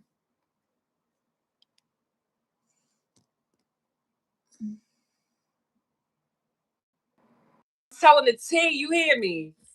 I'm telling they secret codes and plans because that's what they do. This is like I told you, it's some type of it's something. Damn, yeah, that's messed up. They got you like on my phone now, like how I hear you is like if it's off a speaker. Off around. Yeah, we Yeah. back. Can y'all hear me? Just making sure y'all hear me. You know I'm telling the T too much. That's their little organization. They be doing little stuff like that. So I guess I'm telling their little organization stuff. I'm telling their little stuff they got going on. We're Mm-hmm. back. Yes, thank you. As long as y'all can hear me, right? So they had me in their little teepee, and that's what they was doing.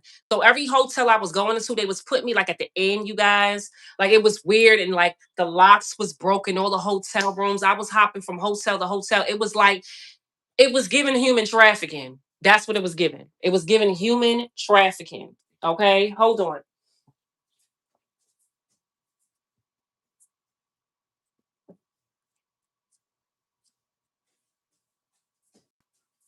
Yes, it was giving human trafficking.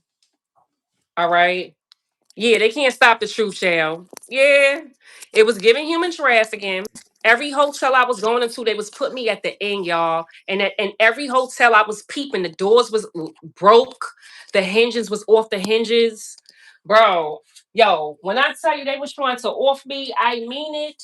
Okay. And that's what I was showing y'all. Like, so what I was getting from this whole situation, my phone is dying, you guys. So I'm gonna like move myself.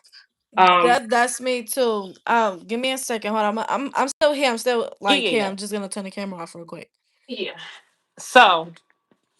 So as they was trying to like, I don't know what this, it was like a manhunt. They had like hunting me down. I'm by myself, and whatever narrative they was trying to play, it only looked like they was trying to paint a narrative of basically like you know how because I'm by myself.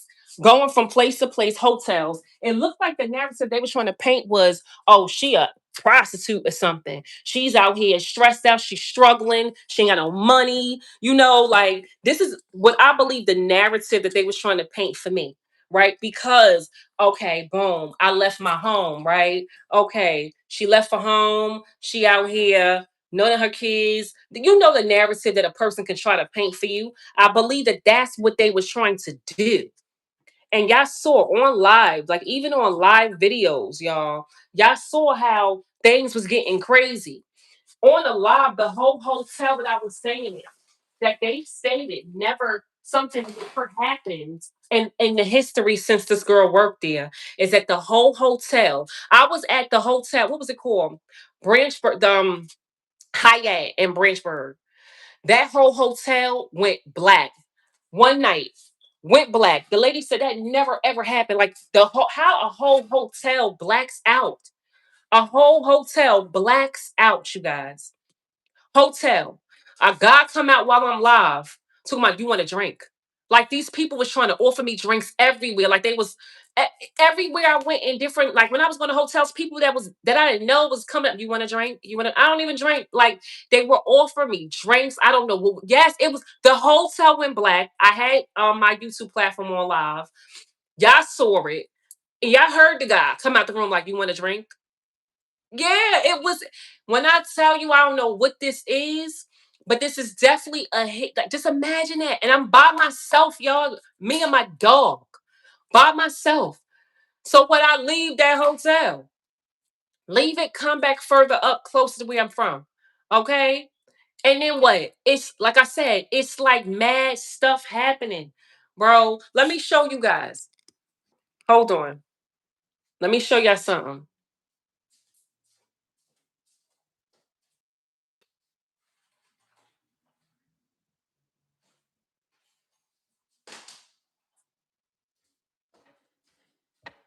Just so y'all can see what I'm talking about with these hotels, right? So I showed you guys this one, and now look, This is the mother freaking lock on. This is the hotel at. Oh Jesus, sorry. This is the hotel. Aloft. You see the date on there, right? That's Aloft Hotel.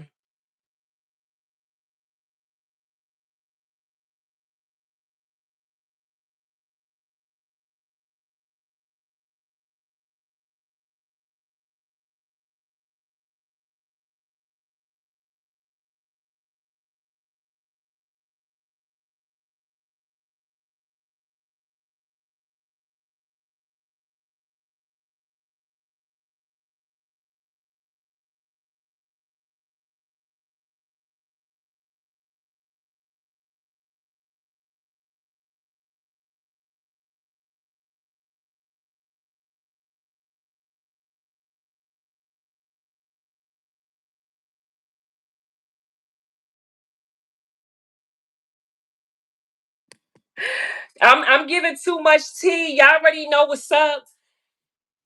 I'm too much tea is being spilt. Okay. Yes, this is Aloft Hotel in Secaucus, New Jersey. That was the room they gave me there. Okay. Yes, I'm talking about this right here was the La Quinta and Secaucus as well too. Look at this light, this lock. Look at that falling off the bone. This was hanging. This was the room they gave me. In this room right here at the La Quinta, that was in Secaucus in New Jersey, bro. It was like a ghost town. This was hanging off the bone. Yes, ninth floor, 901, 701, 6. They put you in specific rooms, y'all. Specific rooms is tampered with. And that's what happened. Look, move me out of that room, bro. I went to another hotel, went to Aloft. Bro, when I tell you every hotel was something crazy going on. It was something crazy. Meanwhile, it's like as if they was trying to cause confusion. You remember that, right? It's as if they was trying to cause confusion back and forth. Like, so if they can't unalive me or do whatever they're trying to do with this organized crime stuff, they go to trying to get me locked up or get me in trouble with the justice system or trying to attack my finances. They was juggling so many things at one time, y'all. It was freaking insane. It was freaking I'm insane. back. Yeah. It was freaking insane, all the stuff they was juggling. Okay. And then, like I said, with my son's school situation now, since we in Jersey City, yo, when I tell you I was by myself, literally trying to stay alive out here, I was out here trying to stay alive. Stuff you would not believe happening. And then you got to think about it, bro. This ain't normal. I ain't nobody who rich. I'm rich in spirit, though. But it's the fact that I know. And that's what it is. I know when I'm talking and I'm speaking up. And that's what's really the issue for these people is that I'm not scared of them. I'm speaking up about it. I'm name dropping, as you guys can see. I have I evidence mean, and shoot, we know facts. this because look how many times they keep trying to interrupt. Yeah, girl, they just did it just now. I'm name dropping. I got receipts. You understand? And then how they did my son, other people is now starting to see. Like I said, they try to stop my son from getting into the school. Period. Okay. Period. They should have stopped me from moving here. And like I said, allegedly, there's been things happening since I moved here. I can say allegedly, there has been. You understand? Like it's mad corruption, like down to freaking carbon monoxide in the home. Carbon monoxide, the PSNG had to come in the home. Or when I was at Sonesta Yeah, that's Hotel. wild. Remember Sonesta Hotel I was at? When I showed y'all I found cameras in the room.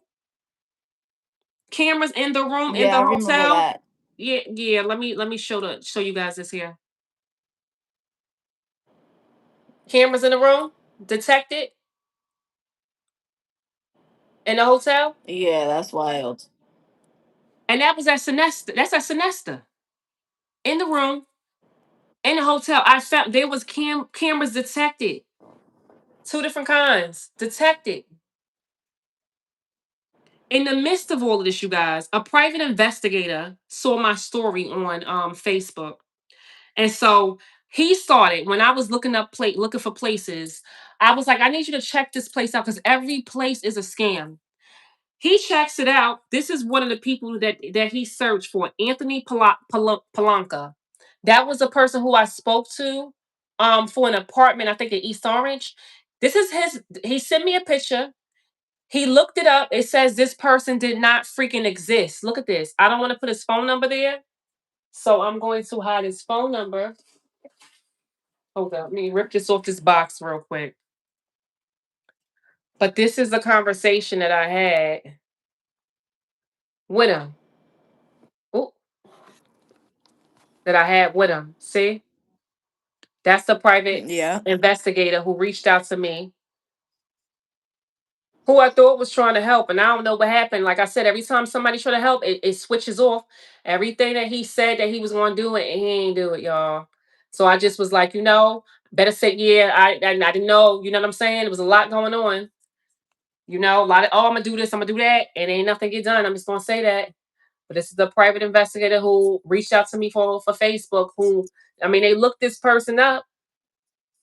And that's how you can see this person right here, this agent. You see what I'm saying? Or for Zillow, there's no freaking like that. He looked him out. There's nobody, So it was that's so wild. yes. So I'm telling you, yeah, you right. Anybody reaching out to suck, yeah, that's true. And like I said, oh, I'm gonna do this. I'm gonna have this. I'm gonna have people do this and watch you. So like nothing was done. I'm just gonna tell you. And like I said, like and that's just the fact. So once I knew, my intuition was like, okay, let me get him out of the situation because he ain't about to set me up. You know what I'm saying? So there's a lot of people involved. A lot of people know what's going on. You understand? Yes, that's scary. Just think about it. You go into these places and you feel what I'm saying? It ain't just me. People are seeing and knowing about it. So, like I said, now I'm out here trying to stay alive. You might as well say it's like I don't know what kind of this is something off of a movie. And I'm on my platform. That's when y'all saw what I'm trying to say. My platform that what they needed the narrative, and like I feel like the narrative was I was going through depression with my grandmother. People start getting information about your family and your life. Oh, she crashed out because she ain't got no money. She homeless. She, going through it. She crazy. Like that's the mental. But on the same time, they're trying to attack me in different ways. Not just with my son with the court system that Judge John has delayed even till right now. He still didn't give a verdict. Somebody told me that is impossible. You got the case to Yeah, come because to you. I've never heard Yeah. nothing like that. Never, Yo, you got the case to go back to never. you and then still delaying it. Oh, we're gonna wait to this. Oh, and I'm gonna be honest, what I believe the delays is right now is to give more time for somebody to come up to try to get whatever they're supposed to get done to be done. And that's just what it's given. You understand? The delays is for a reason, right? Because there's a mission clearly. And the fact that I know too much and I'm talking too much, okay, that's the problem. Oh, I can't. You sued the part. Yo, they stopped blocking me from getting lawyer. I told you, every lawyer that reaches out and they cool at first, go by. Oh, I don't take those type of cases. You like, wait, yes, you do because I looked you. It's everybody. So whoever this is, it's got to be somebody of high stature, and it's got to be some type of organization, some type of way, shape, or form. You understand? For somebody who got money or who does this to people, but I wasn't an easy target. So now they're spending a lot of money trying to do whatever they're trying to do with me. And like I said, the only thing I could think of is my grandmother inheritance, but that can't be enough. You spending all this money making fake pages, paying people in the community to like you had people stalking me. You had stuff that made no sense, y'all. I'm going to places, I'm coming out, all of a sudden there's a truck that pulls up in front of my car. I can't get out, right? Now I go there, nobody know where the guy go at all, right? This just happened when I was coming out of a lawyer, trying to get a lawyer, another lawyer. I'm looking around this guy, and it's the day of my court date. They didn't want me to make it to court for the hit and run situation. And I'm coming out, and I'm like, you got to be kidding me, right? Nobody don't know where this guy went. People like, I don't know who moving. People don't think nobody's moving. And so I said, okay, they playing 911. There's a truck in front of my car. I need somebody to come get them to move it. As soon as I called 911, the guy said, first of all, out of everybody that's walking around, now this guy magically appeared and said, you want me to move my car? Why would you point to me out of everybody? You want me to move my car? How you know how like what would make you come to me? How you know that What would make you come out of nowhere after I hang up with the cop to come to me? to come to me? Yo, you can't make this up. I'm telling you, look at this. They was doing a whole you had it's like traffic, like ticketing people. who like put tickets. Yo, it's like the ticket Yeah, people yeah. follow me. Yo, you can't make. I said, yo, this junk is insane, insane. Let me show y'all how my car was. I said, no way. I started laughing because I said, you know what? This is my car. That's that truck right there. I walked out. I said, well, look at this. That is the truck that just magically appeared in front of my motherfucking car.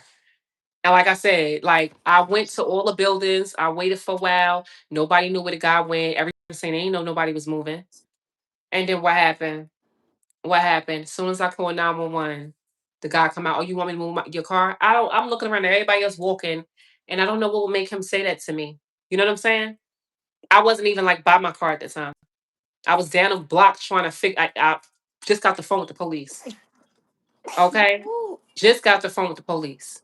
So when I tell you it was so much that was transpiring down to me, y'all, yo, I'm talking about this guy, that biggest hater, putting stuff in my mother freaking yo. I left my room. I gotta show you something. I left my freaking I'm gonna show you this. Left my you know, you stay in hotels. I left my freaking my stuff out, like my product by mistake. Like I think it was like my washcloth or like my no, it was my soap. And my soap, I know what soaps to use. The next day I said, Yeah. dang, I left my stuff out.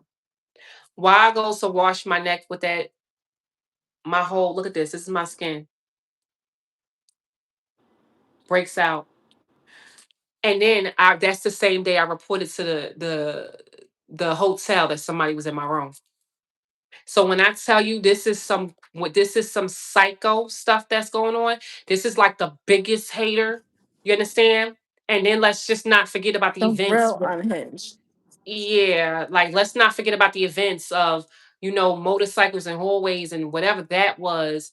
Like when I tell you I don't know what this is, I don't know what this is. And the fact that it's so hard to explain this to people because number one, uh, this happens to celebrities. You ain't a celebrity, bro. I don't know what this is, but when you got somebody who got hate in their heart so bad, and you got somebody who knows people that knows people who's criminals, things like this can happen. I'm making this an awareness because you got a lot of people that's going through this.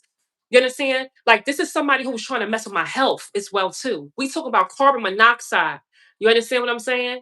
Like literally trying to I had to call PS. It was carbon monoxide in the home. You understand? Like you talking about freaking creating fake PSCNG text messages saying there's outages. Ain't no outage. You go outside and you go to everybody on the block and they said, we ain't no outage on this block, but it says it's a freaking outage on a mother freaking block. Like you go through all this crazy outages. Ain't no outage on the block. It's fake. Down to the dag one, it was a text message that was sent to me too. How do Yeah, you that's wild. who spends that much money to do weird wild stuff? What is this? It's gotta be like I'm talking about some organized crime stuff. And then I get confirmation from PSC and G ain't no outage. And then right after I get this text, oh, the outage was fixed. I get confirmation. They messed up. I guess they didn't hack good, right? To look at all my stuff to see I got the confirmation that nothing was outed. But then they like, oh, the outage was fixed. Then I called them. They said it wasn't no outage. They didn't work that part right, you know. But what I'm saying is for you to make fake text messages, fake places to live at, for you to like stalk somebody far and wild, get paid actors and actresses in situations, mess with somebody's health, okay? Try to put stuff in food and drinks, and then you paying people. I don't know what you're doing. I don't know if it's paying or blackmailing people to not work with me or sabotaging stuff I got going on. Down to the recent situation with the whole podcast thing. Like none of this stuff right here is above me. Like, what is this? And there's so many people out here wondering why they're getting sick out of nowhere. Like, it's like people out here playing God, trying to control people's lives, trying to control people's health. You understand what I'm saying? Trying to control people's Mm-hmm. destiny. And then y'all thinking that, oh, I'm just got bad luck. It's all this stuff. No, there's people out here that makes a living out of this stuff, bro. No. They make a living This is out of their this. this is their job for real, for real. For real. You got people doing it so that they can do organ trafficking. You got people up here trying to human traffic a person, selling people on dark webs and stuff like this. And whatever the freak this is, bro, this seems personal. Cause they coming at all angles. All angles. That's my door. That's the daggone kids. They coming at all angles, you guys. All of them. I wish I knew how to pause this, y'all. I'm gonna be right back.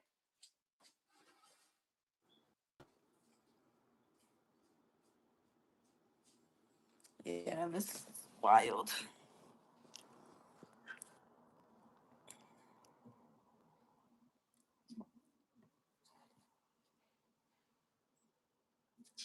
Yes, Lynn, we gotta pay attention to everything. Because these people be real wicked out here.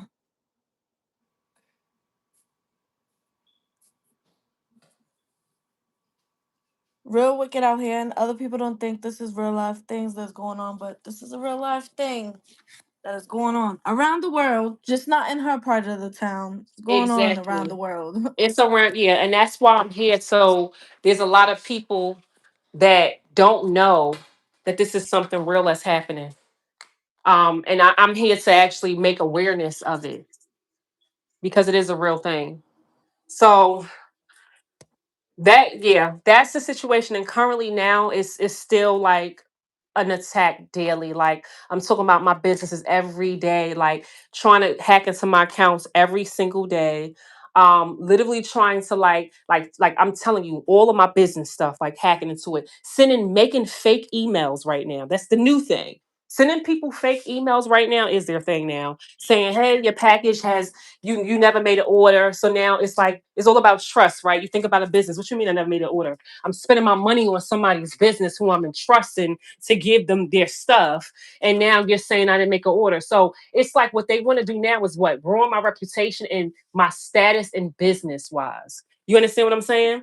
That's what because now it's getting personal. Okay, I can't hurt you, I can't stop you, but what I want to do is ruin your reputation. You understand? I want to ruin it. And this is non-stop. And as y'all can see, y'all know I'm being hacked. It's evident. Y'all see that I'm being hacked. That's just what it is Mm-hmm. at this point. But yeah. So I just wanted to come on here because right now that's what's currently happening right now. Daily. This is a situation that's going on. Okay. A situation. And I need people to be aware of this because number one, it's you're not alone. That's first and foremost. You're not alone. Okay, your story is meant to be heard, and the thing is, these people use scare tactics.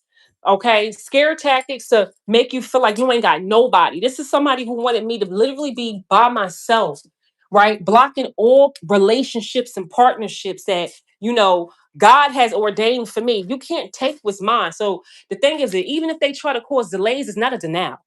You understand? Delays are not a denial. Okay. Okay, so they can do whatever. Just down, even down to trying to. How do you try to take somebody's opportunities and blessings, or even trying to get people not to work with me? First of all, none of that bothers me. Why? Because that is a protection. Anybody who turns their back or can be paid off is not meant to be in my energy. So I'm okay with that. So I just wanted to let you guys know, for the most part, in a minute. For the most part, y'all, is that this message is not just to tell my story, but this is also a message for you guys to not be scared to tell yours. For you not to feel like you can't speak up. Okay? You won't be heard. All right. Hold on really quickly. I Okay. don't know how to put this. That hitting the You speakers can put it mute, on mute. mute, right? Yeah.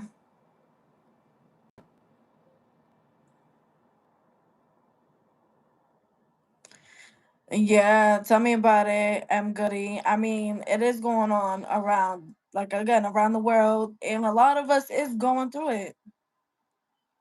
Not going through, but going through similar situations. Yeah, sorry, y'all. My kids. Um, but yeah, a lot of us is going through situations, and that's the reason why I wanted to tell you guys my story. Because like currently, you think about it, like how can somebody endure that, and then to even be able to speak on it is a big thing because people ain't gonna believe you. They're gonna think you freaking crazy. You understand? But that's because people are not woke about what really is going on. People don't want to see it. People know that's going on, but they don't want to believe it. You understand? They don't want to believe it. It's all right, cause God's showing it, and He's showing it all over the world. He ain't just showing it through you or through us. You know what I'm saying? He's really showing it. Sorry, y'all. This dog is out. That's why I was so glad when she wasn't here for me. I got a little break. She up here barking at my son. Yeah. But stop it. Yeah. So that's really what I wanted to tell you guys. You don't know. For the most part, I just wanted to sprinkle I said awareness it. for you guys. Anybody who had any questions, or or even feel like you guys are alone, I'm here as well too. But I definitely want.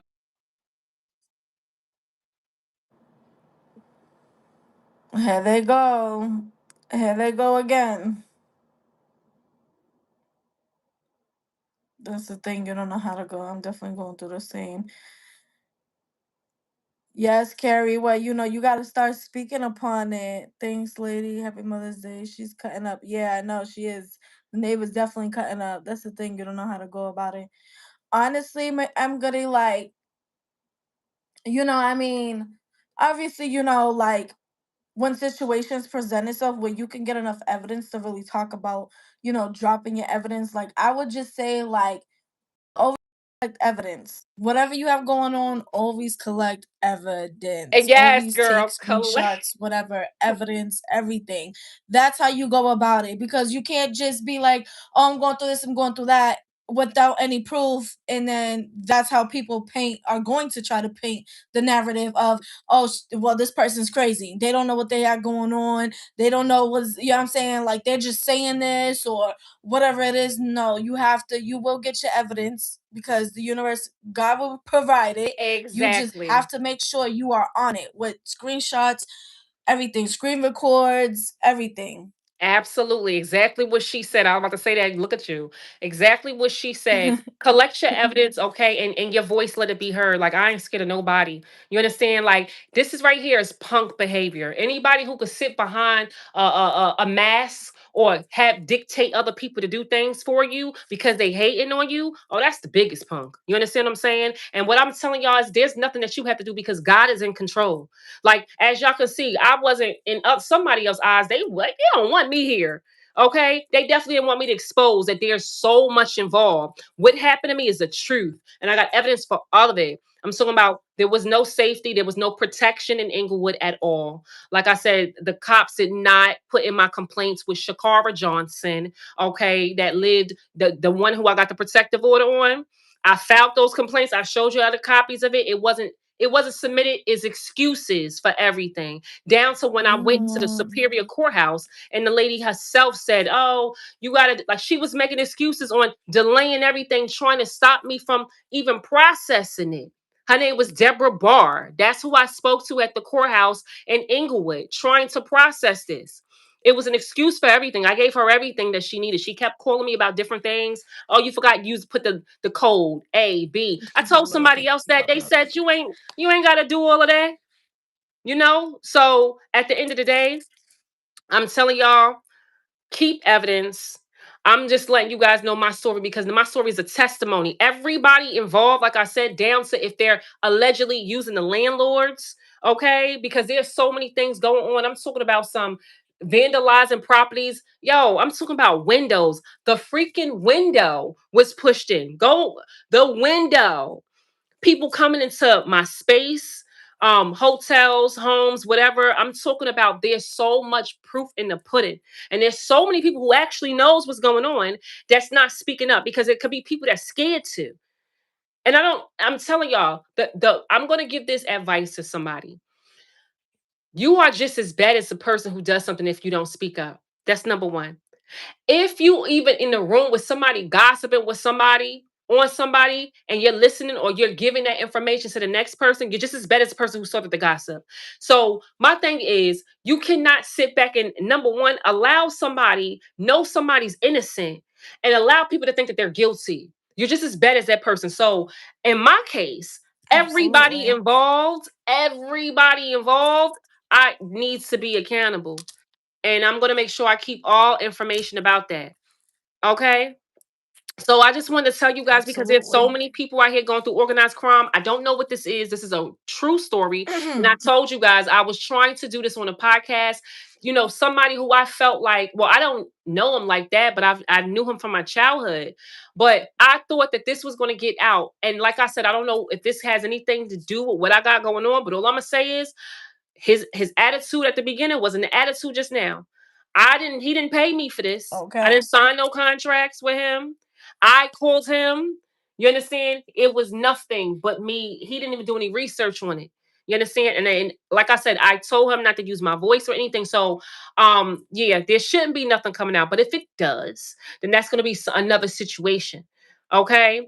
So I don't want anybody thinking anything of me about me in a sense. You could think whatever, but what I'm saying is I'm somebody who's innocent in a situation who thought was an easy target. Absolutely. Okay. And I'm not an easy target Mm-hmm. because I'm still here.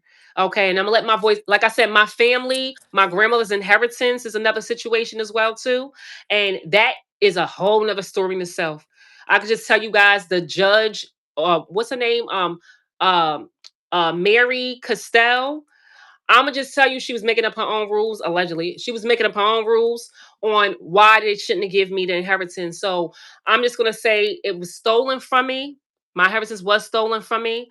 My family, I don't know what they got going on, but it's a lot of different parts involved with this, okay? And like I said, it can't just be my inheritance.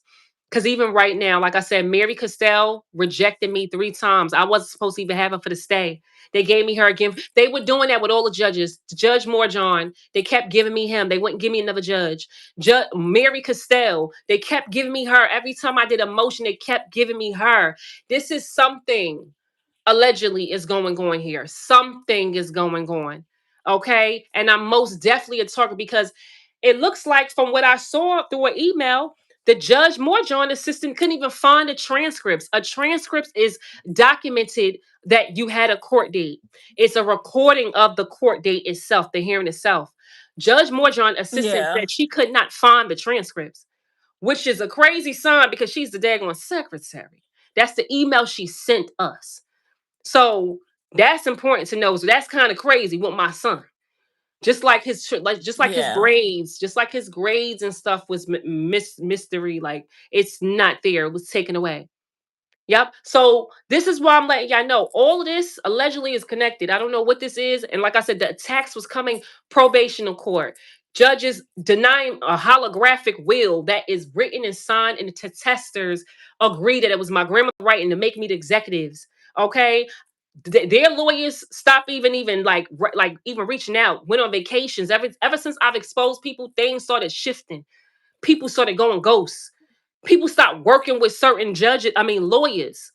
Like throughout this whole process, when I tell y'all, whoever is going on be on my case, look at the paper trail. Look at all the lawyers from the beginning that they had. What happened to them? They stopped working with these people. I'm talking about like it was like 3 different lawyers for my son case, and this one when I outed her name, she disappeared. So I think the lawyers need to be looked into as well too with the cases. The judges need to be looked into as well with the cases as well too. It's so many people involved, and even my family allegedly need to be looked into because all this stuff started transpiring after my mother freaking grandmother passed away and people found that my grandmother left me the inheritance. So yes, not just some people, they was using people in the community, neighbors. I'm talking about even landlords allegedly. You understand?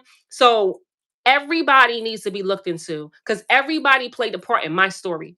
So I'm showing y'all through strength and resilience about number one, the corruption that's been going on. Number two, that if you guys are going through something, you gotta have a voice. Do not let these people bully you out of your life, out of your light, out of your future, So out of your do not, position. do not. Okay? Don't let them bully you, but don't fight fire with fire. Fight with God on your side. Let God lead you and let God let you listen to your intuition. Just guide you through this whole ordeal. Hmm. But don't give up on yourself. So as of right now, that's the situation right now. Still attacks. I told y'all, still different things attacking my businesses, still using people in the community, still using alleged landlords, still using people like literally. This is what I've been going daily. There's something that's been going on, including trying to attack my health, you guys. Health. Okay? Health. Literally. This is serious. And so I had to make sure I made a message because y'all ain't about to make that narrative like a girl like me going Lewis, my motherfucking mind. Y'all ain't gonna Sure play with my ain't. life, my future. You understand my children and anybody that I love and think y'all just going it's just going to happen like that. Y'all just going to get away. This is going to be the one person you don't get away because God is going to prevail through it all. Because I'm not a scary person. Absolutely. I'm a motherfucking beast. And look how, I'm swimming through this right here. And that's why they so mad. Okay. They gotta keep attacking. Okay? I ain't worried about that little podcast. I ain't worried about that. Let them go ahead and play with me if they want to. Because God always show out for me. I ain't got nothing to worry about. And that's how you guys need to feel comfortable, not worried or scared about nothing. Okay? So yes, follow the paper trail. That's right. They need to follow the paper trail from the school system down to my grandmother passing away, bro. I promise. Follow the paper trails, all connected. Okay. Yeah, they dismiss the truth by calling you crazy. That's what they want to do. Oh, she By crazy. calling crazy. Yeah, Exactly. absolutely. That's what they do. And then get you, then use your children. You understand? Then use strategic tactics to make it look like something is not. Then use people that their connections, people overseas, people in courthouses. I promise you that they was doing. I can't lie. I could tell you this one thing. When I was at Branchburg, that hotel Hyatt, bro, when I tell you something, that's when the hotel lights went out. I left there and realized they charged me an extra 300 and something dollars.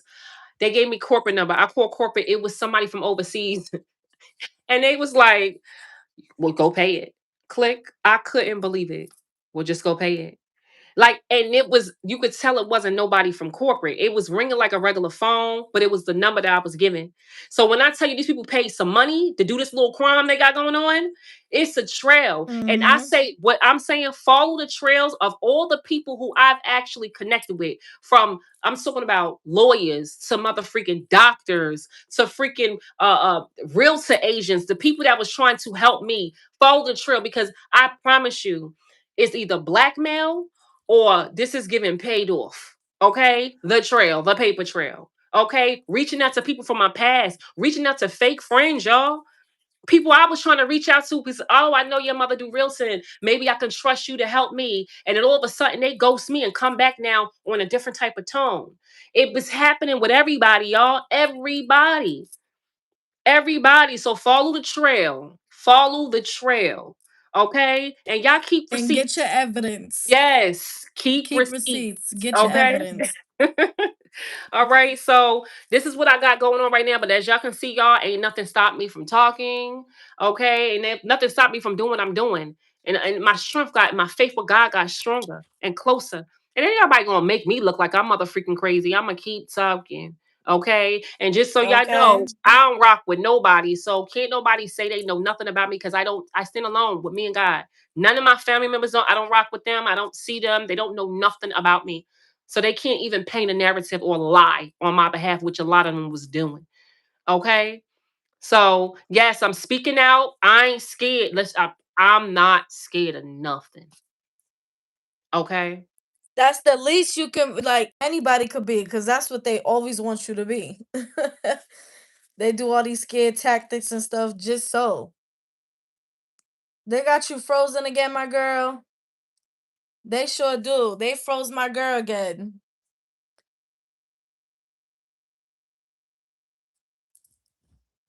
She'll be back in a second. She'll be back in a second.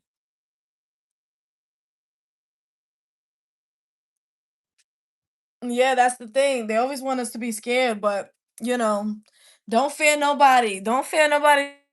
God. I'm saying because They play all he's the one to fear. they play you as you can see, I'm hacked up. You guys know I'm hacked. I guess it's the evidence. And like I said, I would tell people to follow the trail. It all started. I had to get a protective order on Shakara Johnson. So follow that trail. Okay. I'm just saying, if you look at the protective order, Shakara, her name is spelled Cekara Johnson. Follow the paper trail from all the reports I've made and everything that everybody involved, from the judges, yes, from the people from the community, from the neighbors. Okay, even down to the information I gave about, the landlords. Everybody knows something allegedly that it is a trail with everything. Nobody's counted out. Nobody is counted out, okay, in my situation, okay. So yeah, I just want to make that clear. That's what's been going on. As you guys can see, I'm hacked up, and it's just evident that there is some type of situation, okay, and that I'm being stalked every day. Okay, so what happened in Target where somebody tried to like get into my car and call the cops on my dog, saying I left my dog in there. Like it was they actually, the person who described the person, they described the neighbor. Okay, they describe the neighbor. Okay, and I live all the way in Jersey City. I don't even live over there no more. So when I tell you I'm being stalked and followed every day, I mean that. Okay, you can't silence the real at all. You can, and you can't stop me. You understand? Not my life. Yeah. So I'm We just love gonna our wait and life too see. much. That's it. I love it too much. All right. So that's what I got for y'all right now, y'all. I just wanted to put my her name start with C. Is the girl who I put the protective temporary protective order. Her name is Shakara. Cekara Johnson. Cekara Johnson is the person who I had to put a temporary protective order on. Okay.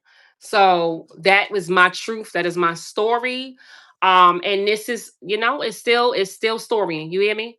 Still storying. So I'm just gonna let you guys know that I had to put my truth out because you know what? When people get paid off and they get themselves involved in stuff they shouldn't. This is not nobody's life is something to play with. So whoever got paid off to do something to me or to block me or to set me up, like it's unfortunate because God is going to prevail in this all. And somebody will risk their life and their future just to hurt the next person. You understand? But that ain't me. I ain't never doing that. Okay? Request a copy of that phone call. Yeah, child. I'm telling you, they blocking. There's nothing. Every request I make, y'all, I promise you guys, it's they block. They're hacking. They're paying people off not to give me stuff. Like it's that serious. It's like what they want to do is isolate me, and as if I don't even exist. My situation, I never reported anything. This is what they're trying to do. As if I never report anything. They've been trying to off me so that I cannot speak out. This is what it's giving. Okay, And they that need ain't a hobby, happening. and they yeah. Okay, so It ain't yeah. happening. Mhm. So thank y'all so much for listening to me. I said it for like I told y'all, it was just to get it out there and for other people to know that this you're not alone and to not give up on yourself and just don't let them steal your joy and steal your future from you. Okay, it's not over. Keep doing what you need to. Speak up. We're better together. If you guys got a story, you guys can reach out to me. You can email me intuitiveprofit@gmail.com. You guys can go to my Facebook, Alicia, ALICIAKEYES. You guys can see my story on there. You can also see my story on Facebook. I mean, no, TikTok, A___ KEYES.